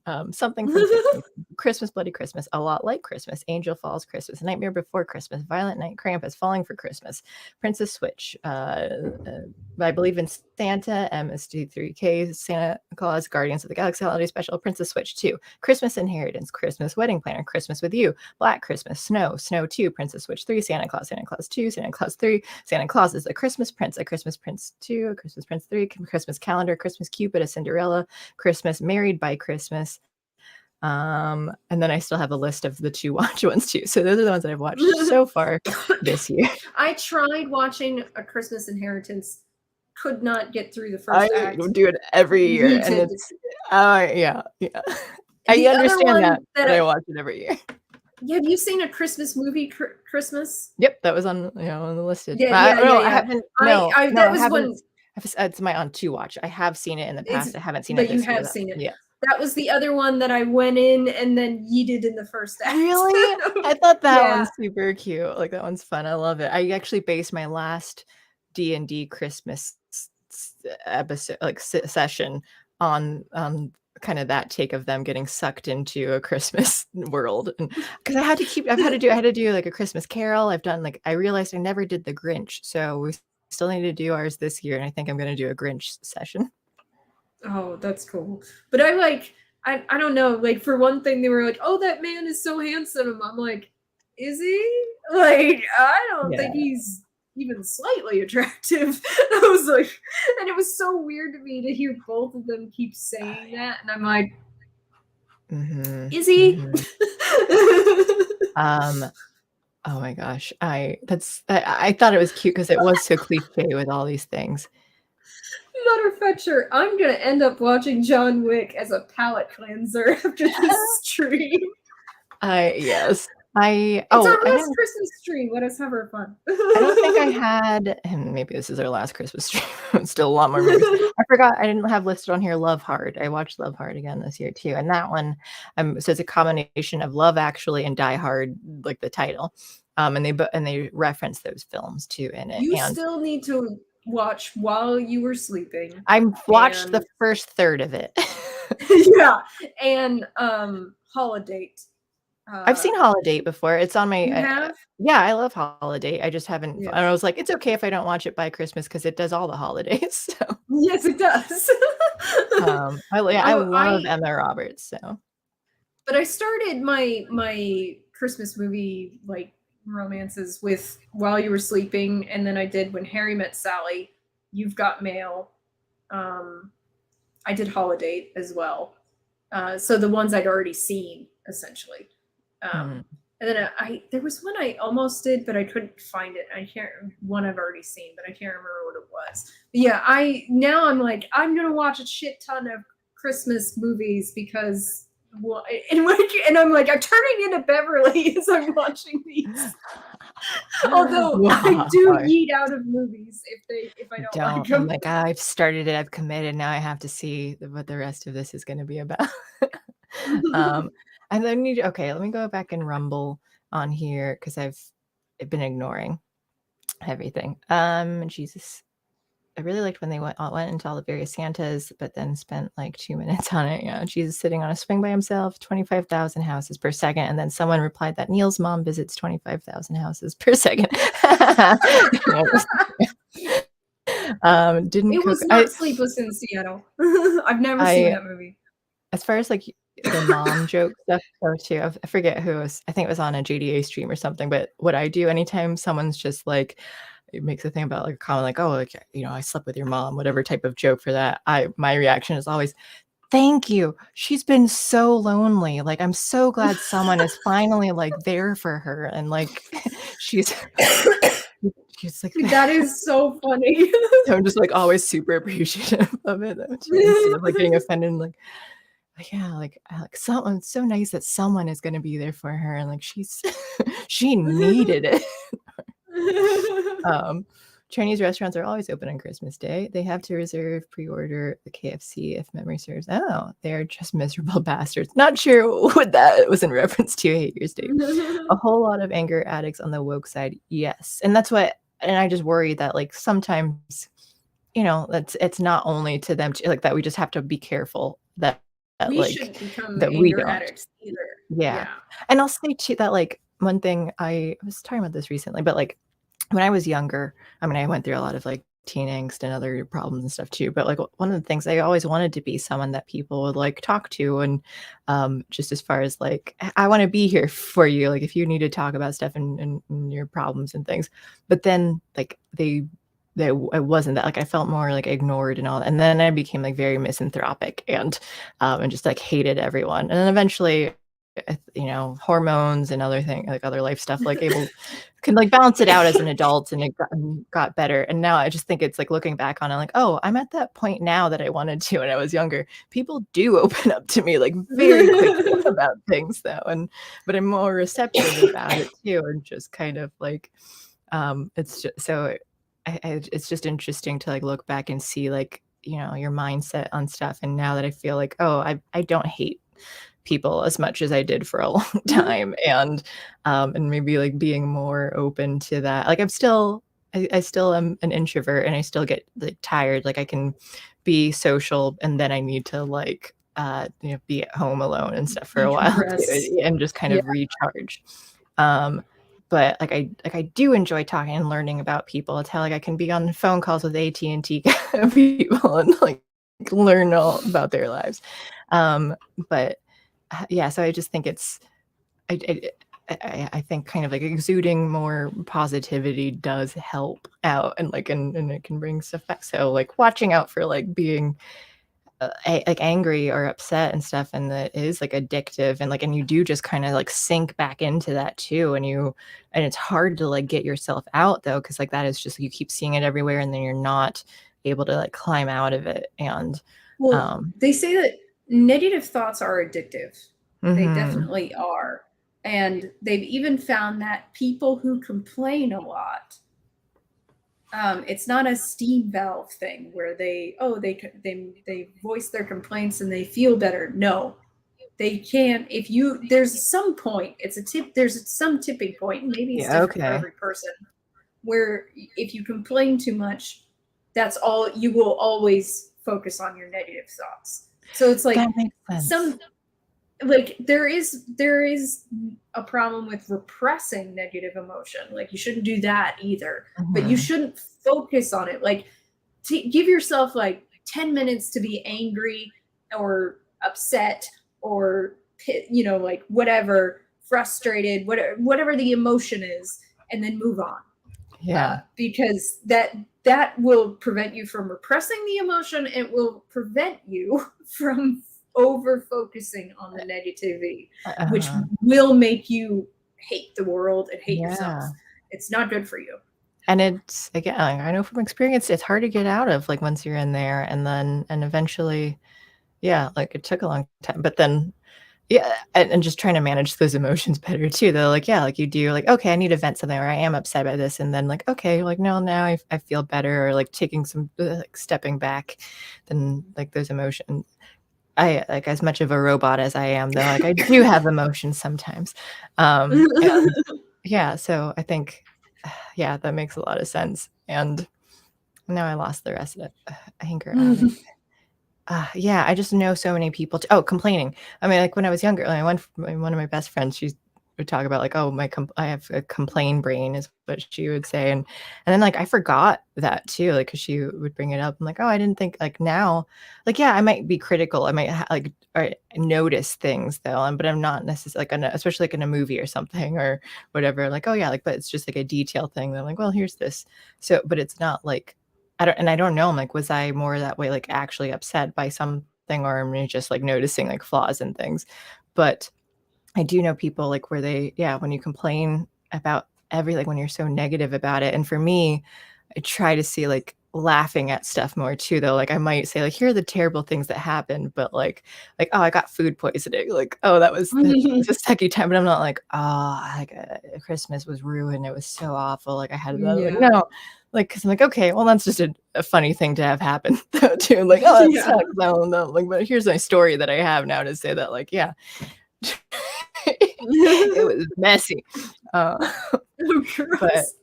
But I just hate vomiting. It's like it's so gross. Like and then like vomiting like makes me just like want to vomit more because I'm like, eh. But yeah, it was.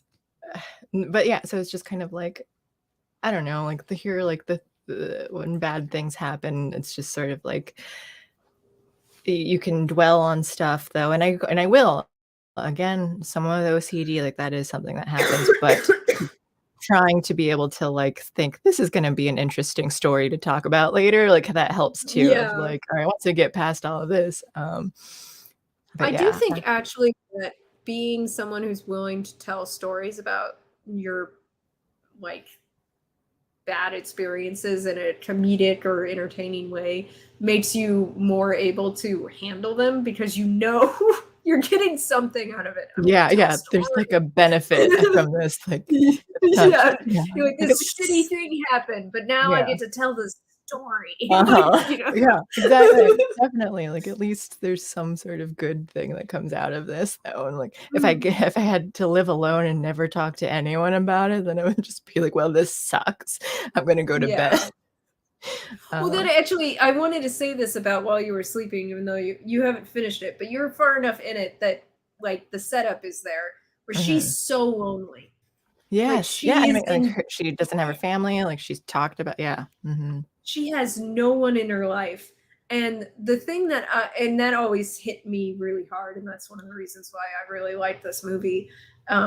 And I was thinking about it recently, like why does it seem so much more tragic that she's this 20-something woman who has nobody in her life? Sandra Bullock was 31 at this time.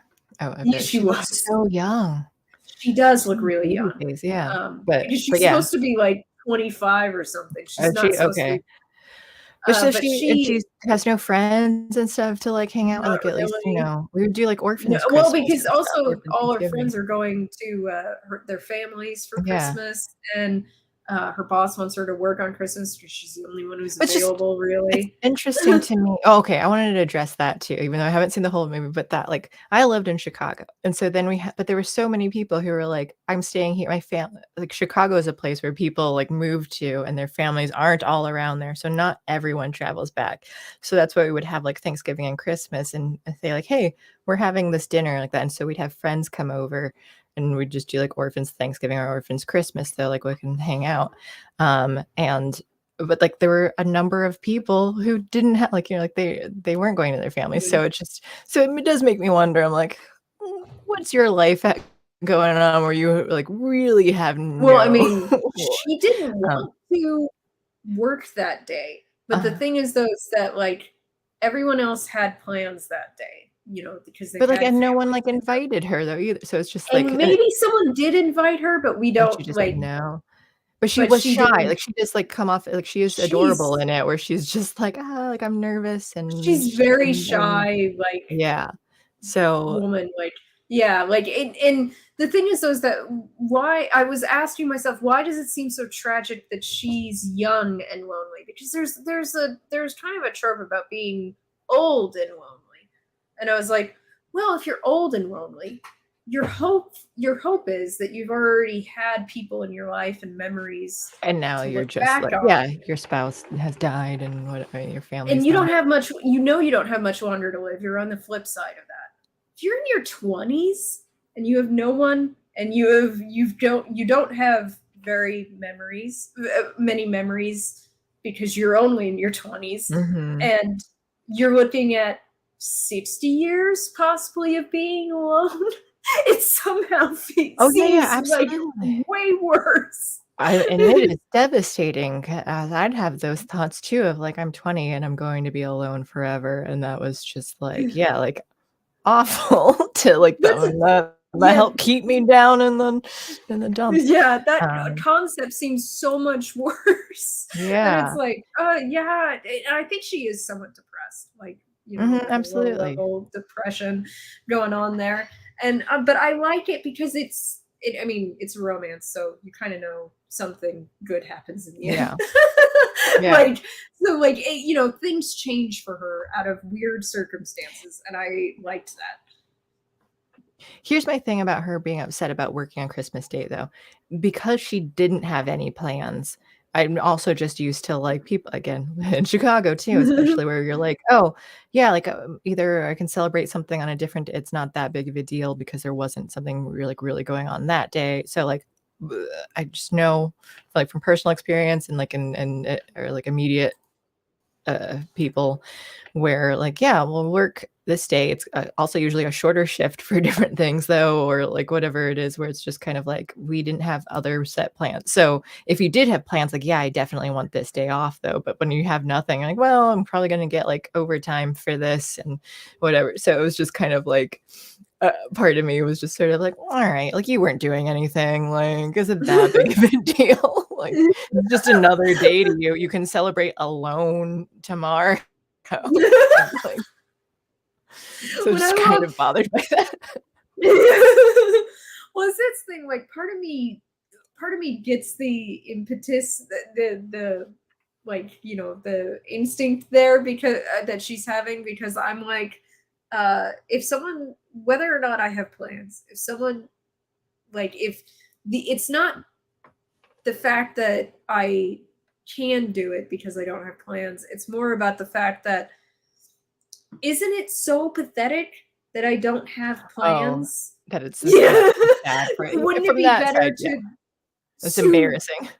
yeah, it's like, it's embarrassing, it's depressing to think you don't have Mhm. plans and you're the only one who doesn't. Like, Yeah, that's yeah. a shitty thought to have. And I Sure, think sure. that's why she doesn't want the reminder of being there on Christmas That Day, you're al which yeah. No, makes sense to that's me. fair. Yeah. But then I know some people too, like, I wanna work so I don't think about how alone I am Yeah, right I now know some too, that's people are sort of like that too. uh-huh. Yeah. Alright, I mean, different people have different reactions to that shit. right, and, like and I'm not saying her character is poorly written or anything flawed, but it was just kind of like, in my experience, different reactions to Yeah. things, so, like, and just the people I knew and stuff too, and I'm like and just having lived in like, everything takes place in Chicago too, so it was just kinda like, Santa Claus goes back and whatever, Have but, you noticed that so many Christmas movies take place in Chicago? Princess Switch, she's a Stacy's a baker from Chicago, like, yeah, they're all also, a note too, Christmas movies teach me that all moms are dead. Like Disney It moms. not even just yeah, oh, yeah, like Disney, but yeah, like, but so almost every Christmas movie, the mom is dead. Sometimes both parents are dead. Sometimes someone's parents and the, love interest's dad is dead, and, like, there's always just, like, at least one parent is dead, it's usually the mom, and I think I can Yeah. go back through all of these Wait, and probably, the Santa Clauses, Cal Penn's wife is dead. You're yes, right. I know, I'm aware, but I can list back all the ones that are Christmas Prince, Rose McIver's mom is dead, the dad of the prince, like, He's he had dead. died too. Princess Switch, Stacy doesn't have any family anymore, I think both, I forget if they said something specifically, um what else? I have to go back and look at all the movies and stuff now. Um, Christmas Inheritance, the mom is dead in that one that you backed out of. Let's see, Christmas Prince, Christmas Calendar. Well, grandmother died. The parents were never mentioned, so we can just assume that both their parents were also dead. Cinderella Christmas. That was the one I was. Both her parents were dead. Then her love interest's dad was dead too. So everyone's dead there. Oh, So the Noel Diary. Okay, this is hilarious yeah. because I know you've not seen this one, but the Noel Diary, the first act starts with his mom dying. His mom? Oh, yeah, because that's right. Because then His the dad is the yeah, and she's trying to find the information about her mother or the diaries or something. That's yeah. yeah. So, yep, that's what I'm saying. All Christmas movie, the thing that I've learned is that every mother is dead ever. So, oh, Angel Falls Christmas, both her parents are dead. So it's just yeah, everyone While you were dies your sleeping, mortality. his Oh, yeah, her yeah. mom died when she was Was young, and then her young, dad and died then not that dad long got ago. sick. Yeah, and Yep. sick and then died last year. So just a little note there is why, like, Christmas is coming to get you, like I've said in all, like, the spooky Christmas songs. Christmas will get Especially you. if you're a mom. Never have kids, so you will be safe. Um, yeah. I So, guess I'm okay. safe then. Yeah, me too. Let me read through go back to because I still have notes on Santa Clauses. I do want to talk about every Christmas movie, but let me undo the Rumble things. Yeah, a lot more pegging and romance novels. I know it was a previous like earlier conversation. I think it's hilarious to read that right now. Oh crap, I'm late, but hi, staying salty. Are these Hallmark movies? Some of them were. We were talking about that for a while. Mutterfetcher, if they just be honest, ruins most shows, movies. That's true too. Like when you just get rid of the only conflict that you can have in it. Are you kidding me? Now those on top of Lifetime, Family, Hallmark, now on Netflix. Yeah. Oh, Stay Salty. They are on Netflix. So many Hulu, Netflix. I haven't seen the Vanessa movies. You should. Vanessa Really, is just type in Christmas into any streaming that's platform what and I you will do, find and you'll all of the things. Can she actually do an English accent? She can do a couple. I don't know whether you'd say that like they're good ones or not, but it's good enough for me. I'm gonna end up watching John Wayne should have made a Santa movie. Yes, wife dead, but she leaves him a puppy. Yeah.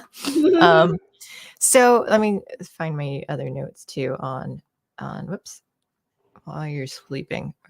Yeah, I went over those. My other things on elves are older. Just from the movies and stuff, the actors that they got, I'm like, they're like bigger, they're older children playing these elves now. I thought that was an interesting thing. I thought they did a pretty good job acting, actually, though. So maybe that's why they got them older, was that they could be better. I liked the line Tim Allen of having like "Merry Christmas to all" is suddenly problematic, and I saw that like online people were upset by him saying that on the show.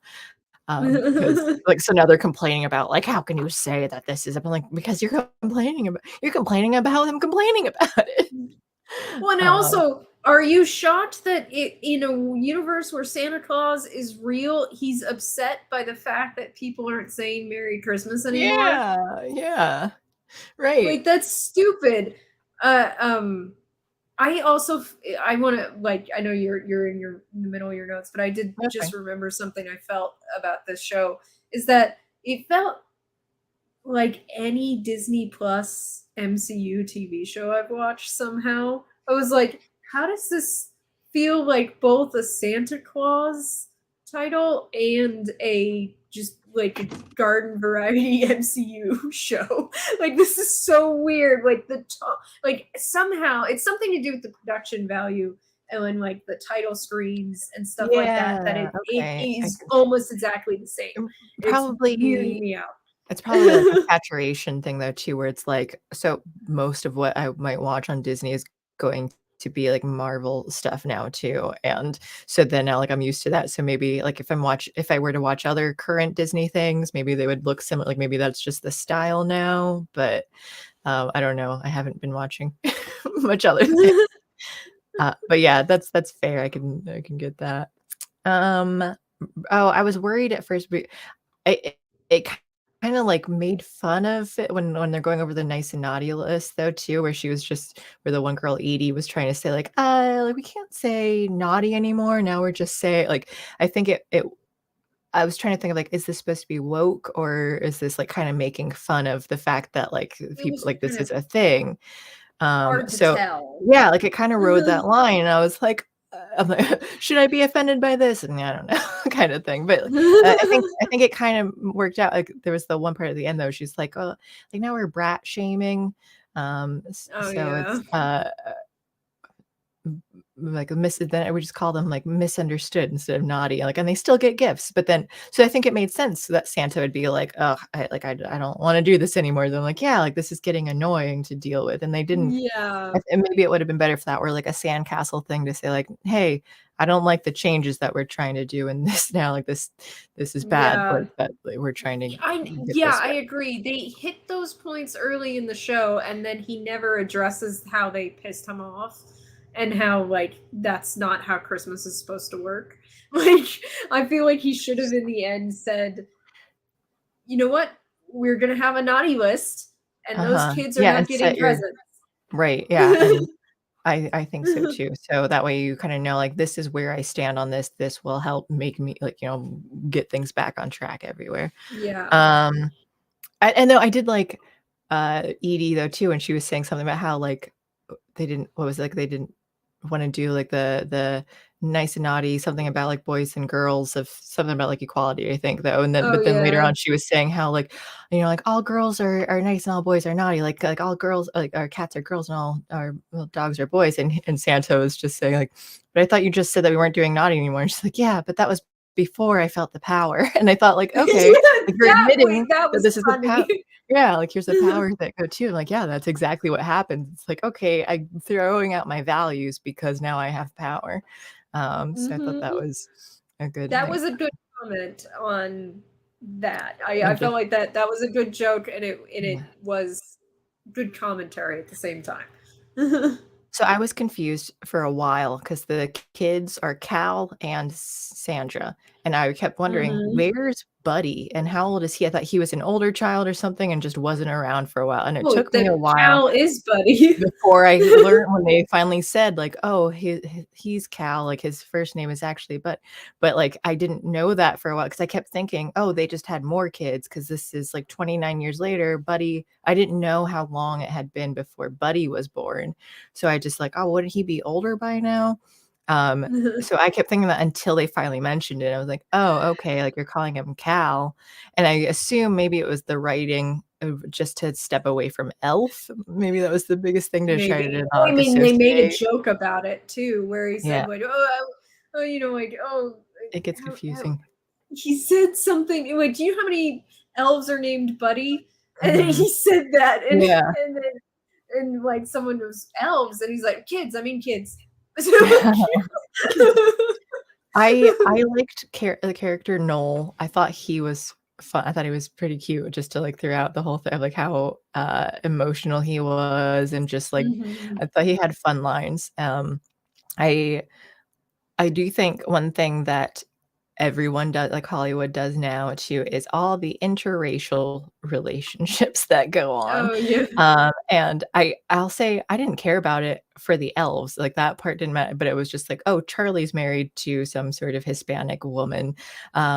Cal Penn had a black wife, so then it was just kind of like everyone it it happens, but it just does not happen as often as TV shows it right now, and I think eventually it'll be like, for me, anyone I'm with, it'll end up being interracial unless I find a half and half that's just like me, but, like, which is harder to do, so it's like that is a thing, but it's just funny to see, like, every one of these shows and movies happens to focus on these interracial couples and stuff, so, Yeah.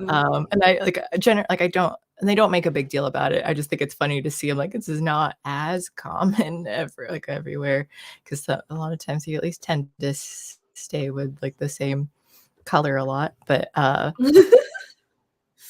Well, and uh then, I do wanna say this about Cal Penn's character is that, like, in the beginning, they show him being really bad at management, and mhm, then they offer him the job of Santa, and I was like, "That's all Santa's job is uh-huh, management. He's gonna suck." yeah. Like, that was, I like, obvious. I wasn't sure what direction they were like ultimately going to go with it. Like if it was gonna his Cal Penn thing was so tragic though too, where it was just like, again, his wife is dead, like the mother of his child is dead, so he's sad about this. She loved Christmas, so he was trying to like have the spirit of Christmas every day. Like, so his intentions weren't bad, like he was misguided, but he wasn't like intentionally trying to be evil. He just ended up having a "Are we the baddies" thing going on for Yeah, him. he did. Um, and in which like his daughter I even said, "Are you are you the bad Are guy?" you the bad guy? And he's Yeah. thrown off. Like he kept saying, like, "Oh, I'm the good guy here," and like, well, whenever you say that, that's probably a good sign that you're not. Yeah. Uh, and I what I kind of wanted to have happen in the end was for Cal Penn's, what is his name? Simon, because his initials are Mhm. SC still. I Oh, wanted I didn't even Simon, notice that. Yeah. yeah, just like Scott Calvin. But I wanted Mhm. him to not go home with his daughter. Actually, I Yeah, I wanted wanted him him because he to had the good matter. intentions, but I wanted him, and like he even got his memory erased, and it's like he was up there for a I year. forgot. Yeah, Like, they did erase. Oh my, I because that happened so quickly. It was just such a like, yep, took care of that, and like they're gone. But like, I missed that his memory was erased. Like that's I hate that in everything. Like I think that freaks me out the most just as a person, like losing my memory of something as like terrible yeah, as like something might have been, like the was it the Eternal Sunshine of the Spotless Mind thing though too. Like I would oh never yeah, want to forget things that happen. I mean, I would hope that even like through a tragedy, but again, like especially like a breakup or something though, like no, like that's that is not tragic enough for that. no, Um, so like you should be getting psychological help because like if you need to erase your memories because of that, like you're going to experience other problems like in your life, like and go through similar situations, and then all the things that you learned from that you won't have. Like in Doctor Who, that happened to Donna. Like she didn't remember anything, so like all her growth that she had with the 10th Doctor, she forgot it all, and so she was just a bitch again, and then gets married and stuff. I forgot about that until just now. And it was so like I hate whenever characters lose their memories and things though. Like what was the they did point of that in the watching this? Artemis Fowl books. Really? Like they were on book 4. At the end of book 4, they made Artemis Fowl lose his memory, and I was like, Is "It's that gonna the be end of a the book? little." Yeah, that's at the end of Oh, the book, and then there's more ooh. books after it. But I was Oh, like, okay. I'm not interested in reading more books at this Yeah. point. No, I'm And the not interested in reason reading why, this ever now.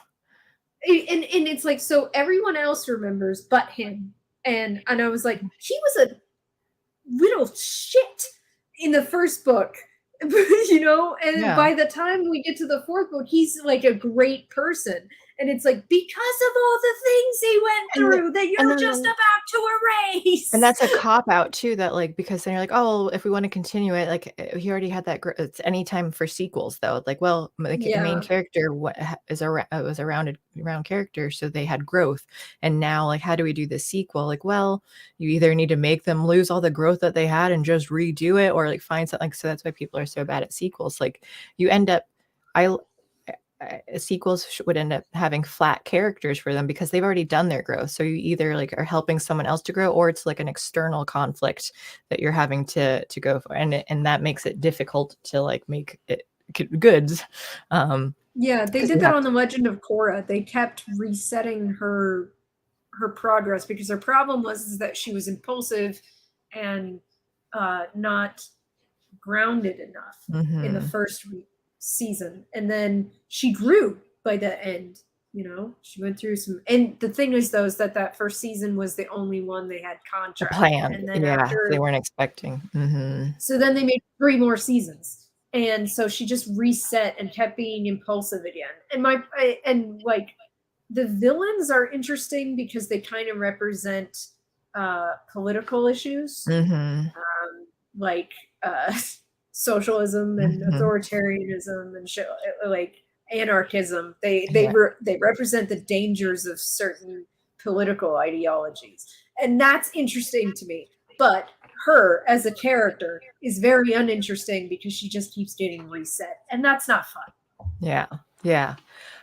Yeah, Because like the only thing I can forgive it in is like The Good Place, where like they Oh literally yeah, they like reset literally, it's everything to okay. do, but then they end up remembering. Like, they work toward like they figure it out and say like, oh, and they get their memories back because that was part of it, and it was so like that one I can accept. But the one I always think of is Pokemon the first movie. Like you go through the whole movie, and then Mewtwo like erases all of the humans and Pokemon's memories of like what happened and all like the growth of them like uh, teaching friendship and everything to too. I'm like, well, what was the point? Just because Mewtwo and his guys like remember it all, but like Ash and everyone else doesn't though. Like, and I, was like 8, and so when I saw it, I'm like, I hate this. Like, why am I watching this? If no, like, why did I go with you on this journey when no one remembers this now?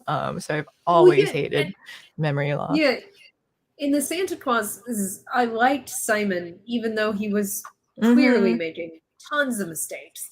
And what I wanted is for That's him right. to not lose his memory. That was dumb. That was a dumb decision that I feel like was Mm-hmm. made in post. Yeah, that they Honestly, had to, because that was such a quick like, up here we did this thing, and yeah. So to me, that felt like a post decision. When what I felt like should have happened is that Scott comes back, becomes Santa Claus again, and has Simon as like his assistant, yeah. who like assistant Mr. Claus because he needs help. That's clear because he wants to spend some time with his family, And and that, he feels like he's missing them. And Simon does have a good heart, but mhm. he cannot manage things to save his life There or was the not. lives of all the elves of the North Pole. Yeah, yeah, so there definitely wasn't enough resolution for him. I will say, though, I thought this was gonna be just a mini series, but it was renewed for a second season, so there's Yeah. gonna be more, which I guess, like, maybe he will come back, but because I also wanted other explanations on things too, like, what did I have on here? Like, what the plan is for their lives, like, they already have, like, lives in Chicago now and stuff too, so it's like, are they going to at least, like, go back and forth and do that? Because they have a portal that they can get to anytime now, so it's just like, there are, like, I rules and know. I stuff feel like that this is going to be like a Christmas sitcom essentially now. yeah, yeah, which I'm not, like, against, but I just Santa is pure sex. Why? What is it? Oh, what's this shape? Oh, it's like lips, biting lips emoji. Um, but yeah, like so I want to know, and I'm okay with like I know a lot of people hate that, but like I'm willing to see like a Santa sitcom thing of just like them going back and forth and figuring out like how to balance these two lives. Let me go back first though, my other notes. Oh, I like that they addressed no one cared about the previous Santa Claus, like, they didn't even shed a tear, because that is That was something, Tim like, every Allen's time I watch it. direction. Oh, Tim really? Allen wanted that. He said it's bothered him for years. Yeah, and me too, That but, that they were just kinda like, "Wow, you're the new Santa, okay," like, why? Why would they not care about this person, though? So, and I wish they addressed it even more because they brought back that Santa instead, like, they who did. and they didn't even really explain, like, exactly why they did it, like, the way they did it and stuff, but, like I felt so like those as last 2 episodes were really rushed. mhm. Like, so I don't know if the elves knew ahead of time, though, that they had already, like, "This is how we're going to do it, this is how you're" like, they already said their goodbyes, and this is how the new Santa comes in, though, like, so if they were already prepared for it, it's the only thing I can think of that would make me okay with, like, how it all played out, so I'm glad they at least addressed it. Um, Yeah. and and I liked and I was okay too with the idea of Cal Penn becoming Santa. Like, people might say like, "Oh, because he's this is a woke thing because he's brown and like Santa's white." But and I don't know. I'm not sure if that is a thing that people are upset about. But like, if I assume someone somewhere is saying it.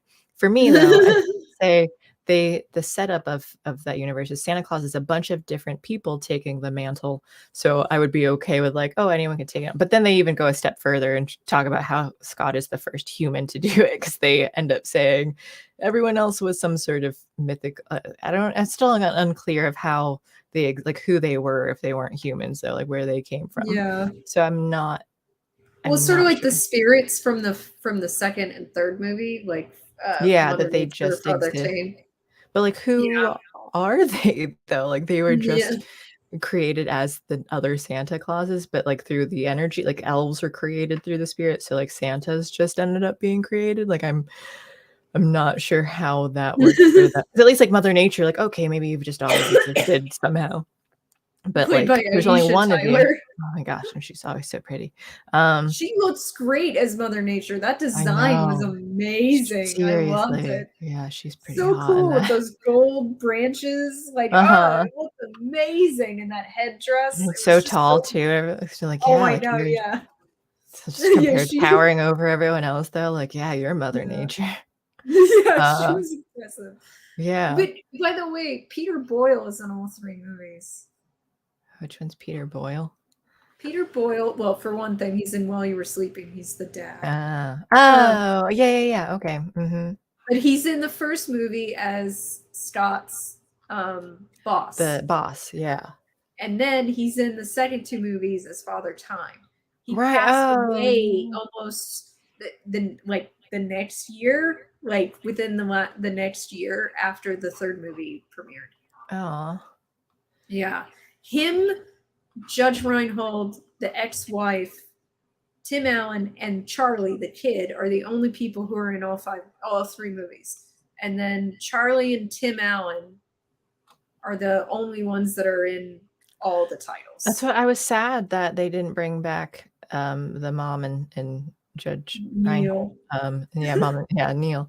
And then I was like, where's Lucy too? Like she was important in the second and third ones.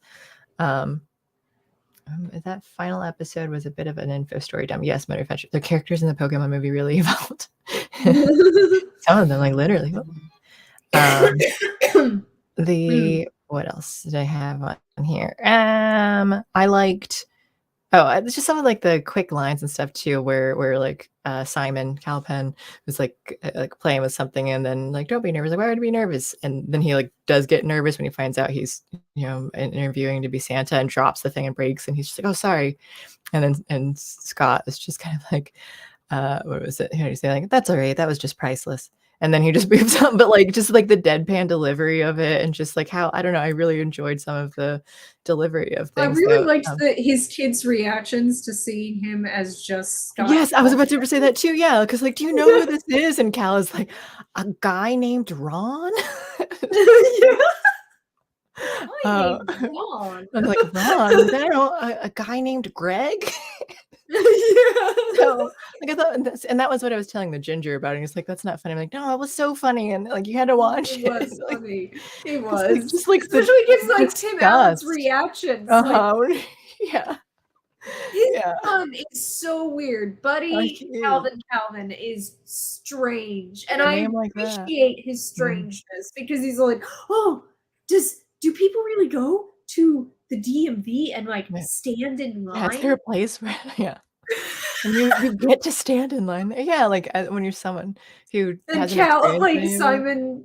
Simon's like, yeah, those are all things. They're all Uh-huh. like the most mundane, like Uh-huh. awful But so he things does in about his VR modernity. stuff too. He plays in Yeah. the real world of just super boring things, which I also get. I mean, like when I play Zelda Breath of the Wild, I really love just like, let me go hunt. Now I'm cooking this food. Now I'm selling Yeah. the food that I've made.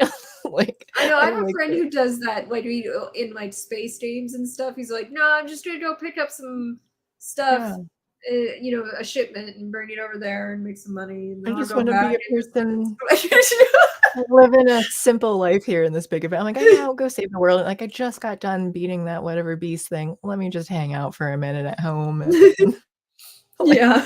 polish my So many sword. people love that, they're Uh, like, the idea of just, like, living a different life. I mean, there's something uh appealing about it. Yeah, but especially in like in this fantasy thing too. I'm just like, let me live a boring life in this adventure game though, where I'm like, here's this. I like that. Let me see. That's right. Oh, I love the dance where Noel does. I hate the song "Last Christmas" though. Like their version was fine, but I hate listening to who does it? Was it Wham? But just "Last Christmas I gave," like it's like so I whiny, and just I remembered where I heard that from the first time. Not Another Teen Movie, I'm pretty sure oh, okay, I still they haven't sing seen that it. one, but yeah, like It's a fun movie, by the way.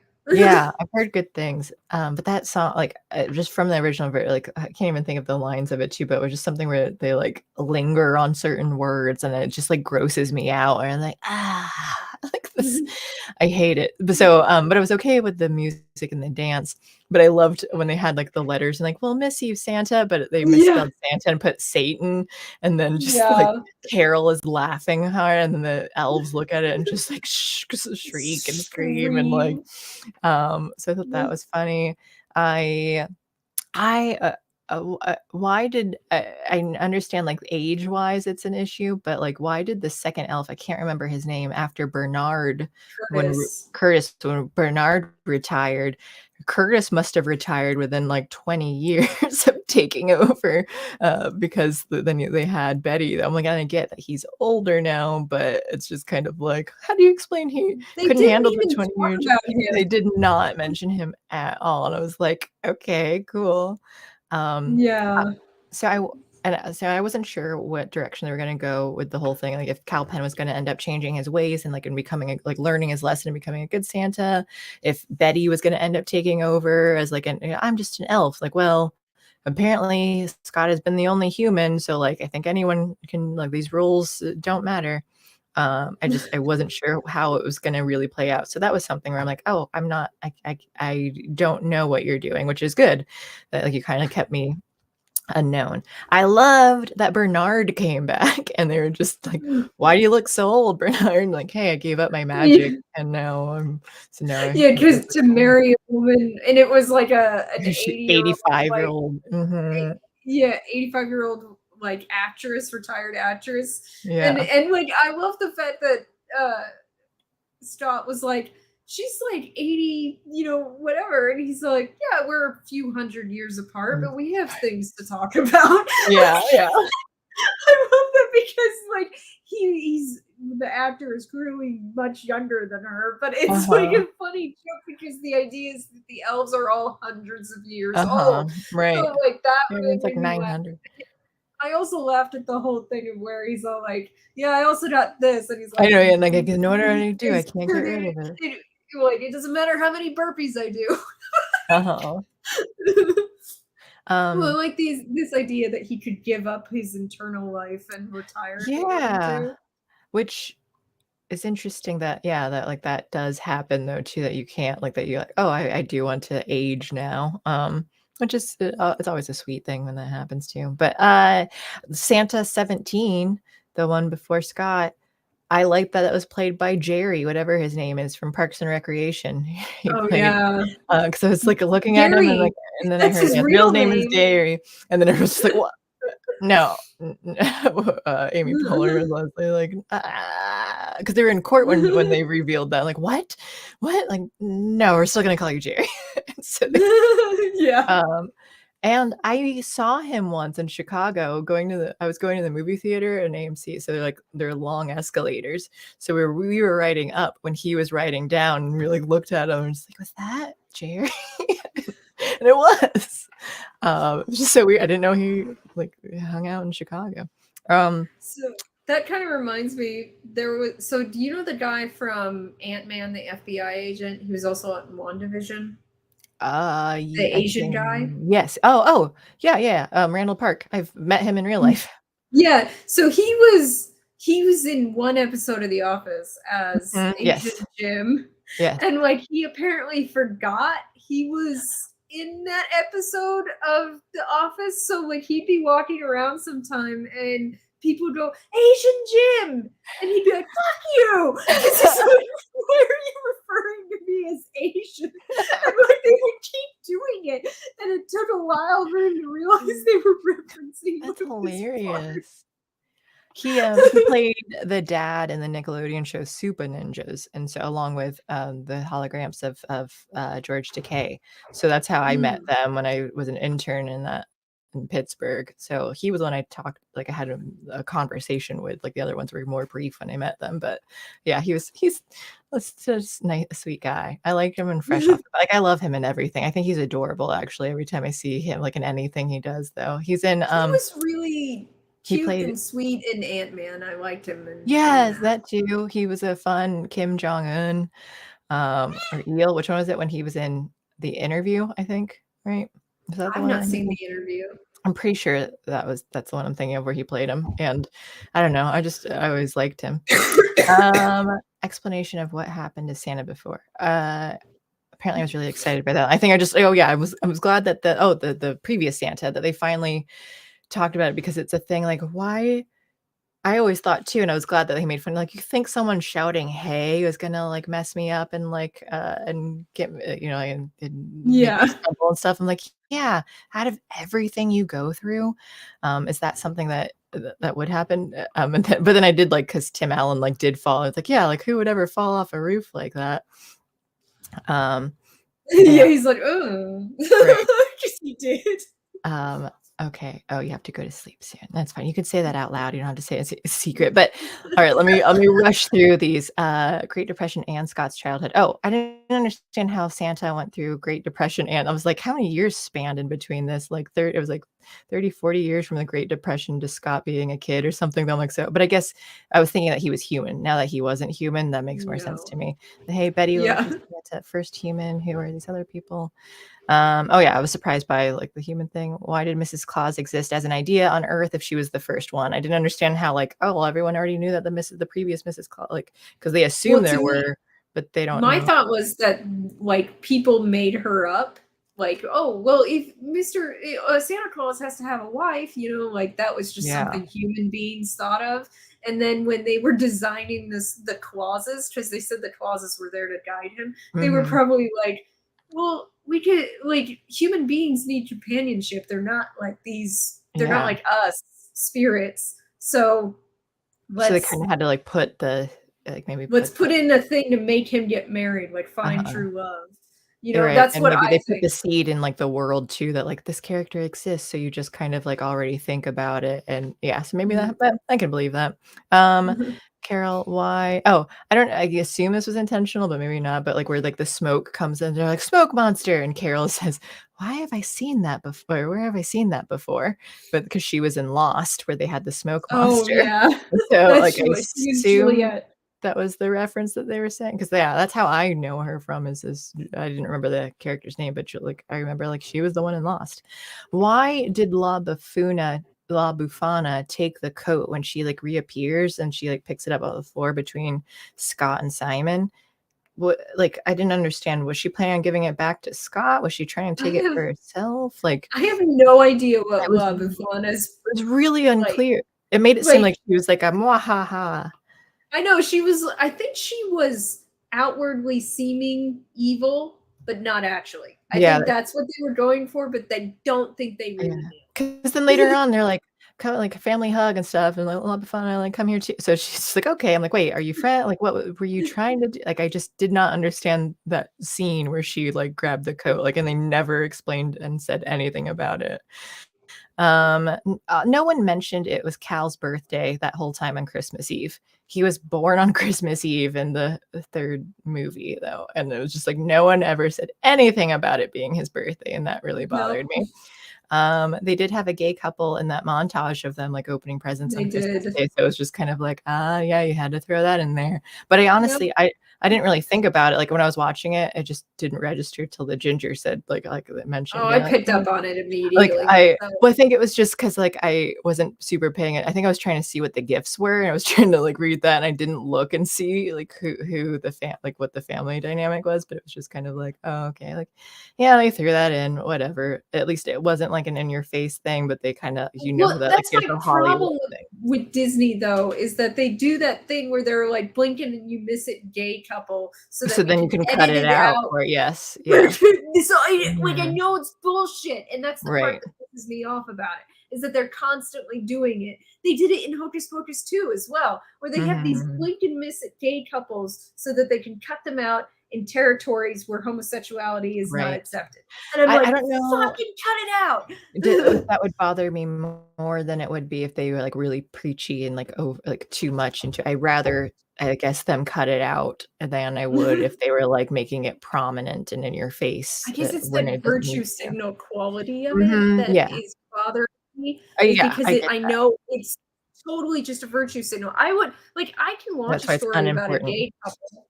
you Yeah. know, and if that's the whole story, they're talking about a gay couple or whatever. Right. Like That's I what a can New York watch Christmas wedding is about two women. And it's not a good movie, not because they're gay, but it's just because it was poorly written and produced. But yeah, I yeah. So mentioned I get that. in the Discord that Netflix has a it's called Single All the Way. It's a gay romance Christmas movie, and it actually looks like it's entertaining because it's not like Bros where it's all like we're gay, we're not like you. It's that attitude that Billy Eichner brought to the story. It looks like it's like we have normal romantic Hear the same conflicts yeah. like everybody Yeah. else. I mean, not And and I like don't say necessarily same, like, they might go through some yeah, diff but you have the same theme like of we're 2 relatable. people who need to figure out how to manage a relationship. I'll say at least 2 Yeah. people, like, who knows what other things Yeah. could or love triangles or But whatever, but, like and the guy from Bros is in it, the love interest. oh, okay, huh. Yeah. And so just if a He story just is loves well doing written romance movies. yeah. Well, so does Chad Michael Murray, like, he's been doing all kinds of, like, Christmas movie I've seen him in, like, 3 of them this year. But I read a thing that he loves family movies, so he's really into Christmas ones. I don't know if it's also just 'cause, like, maybe that's all he can get, but, like, but he's a dad, and so he was saying how, like, "Oh, I just wanna do, like, family movies and things."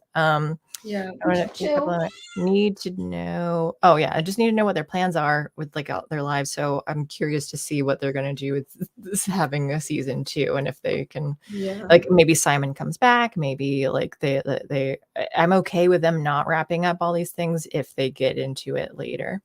So, Yeah. um, that was all on my list. So, now we can go to bed. We can figure out, what we're doing. I do at some point want to watch or want to talk about, The Witcher Blood Origins or whatever it is because the Oh. ginger watched it.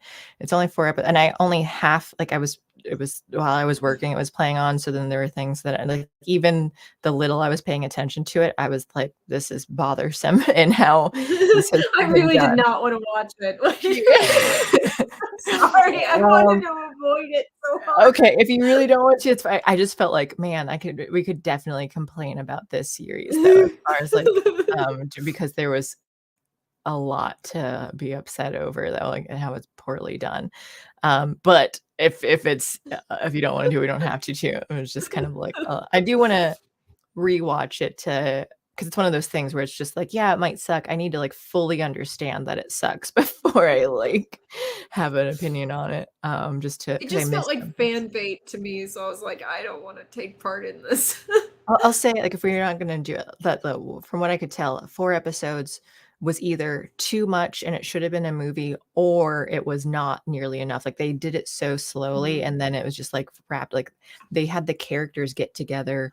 Like we're like, oh, they care. Like here's like they're apparently like in love or something now. Like there's not enough development for me to like care about them. Like I don't know them like and that care about them individually or care about them as a relationship though. Like you didn't have that like the way that they did this it felt like it should at least be like a 10 episode series if not like a longer like multiple season thing or they should have condensed and made a faster plot into a movie and that could have worked too but like the way they did it in 4 episodes was just terrible.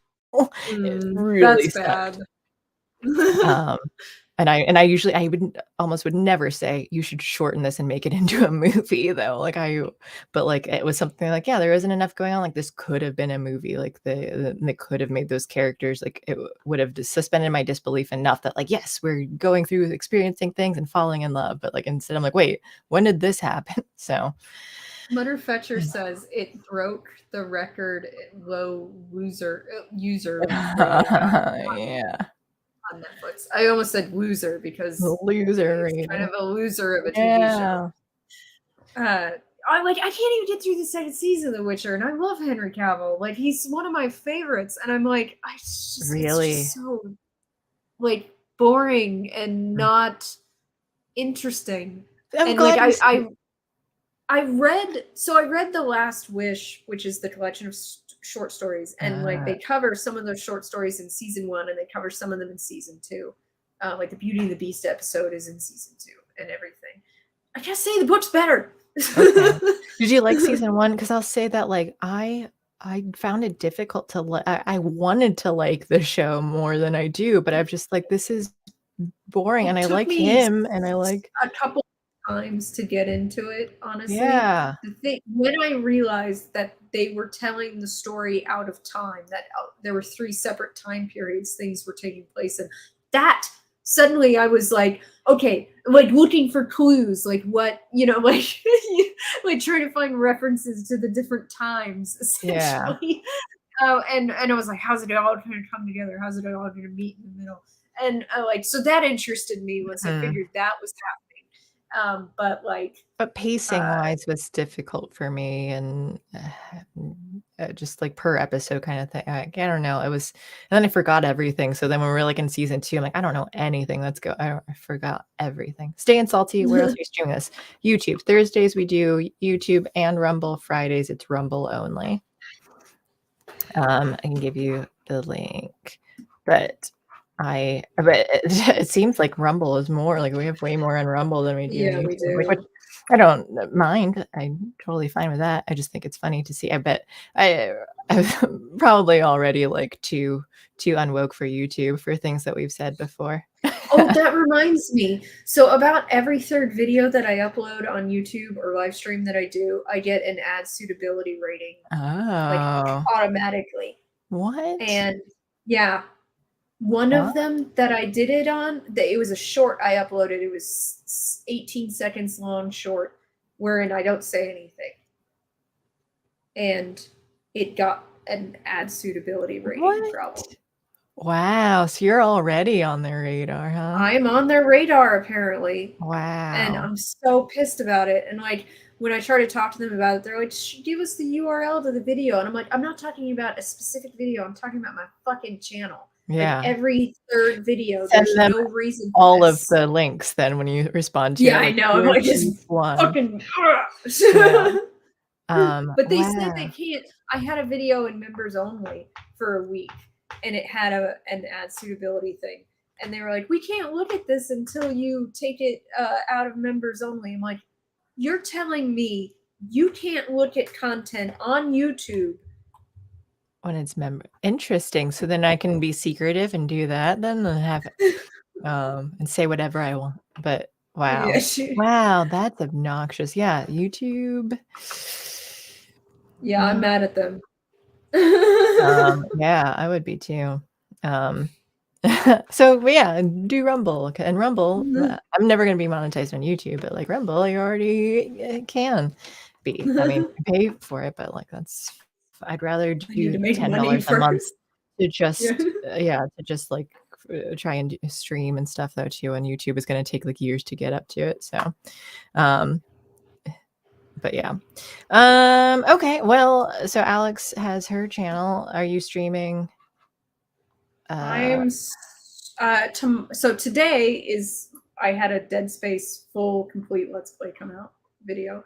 mm, Um, Tomorrow the Observer highlights reel comes out, and then I am streaming The Evil Within 2 tomorrow. ooh, okay. Saturday night, New Year's Eve, I am streaming Darkest Dungeon for 3 hours.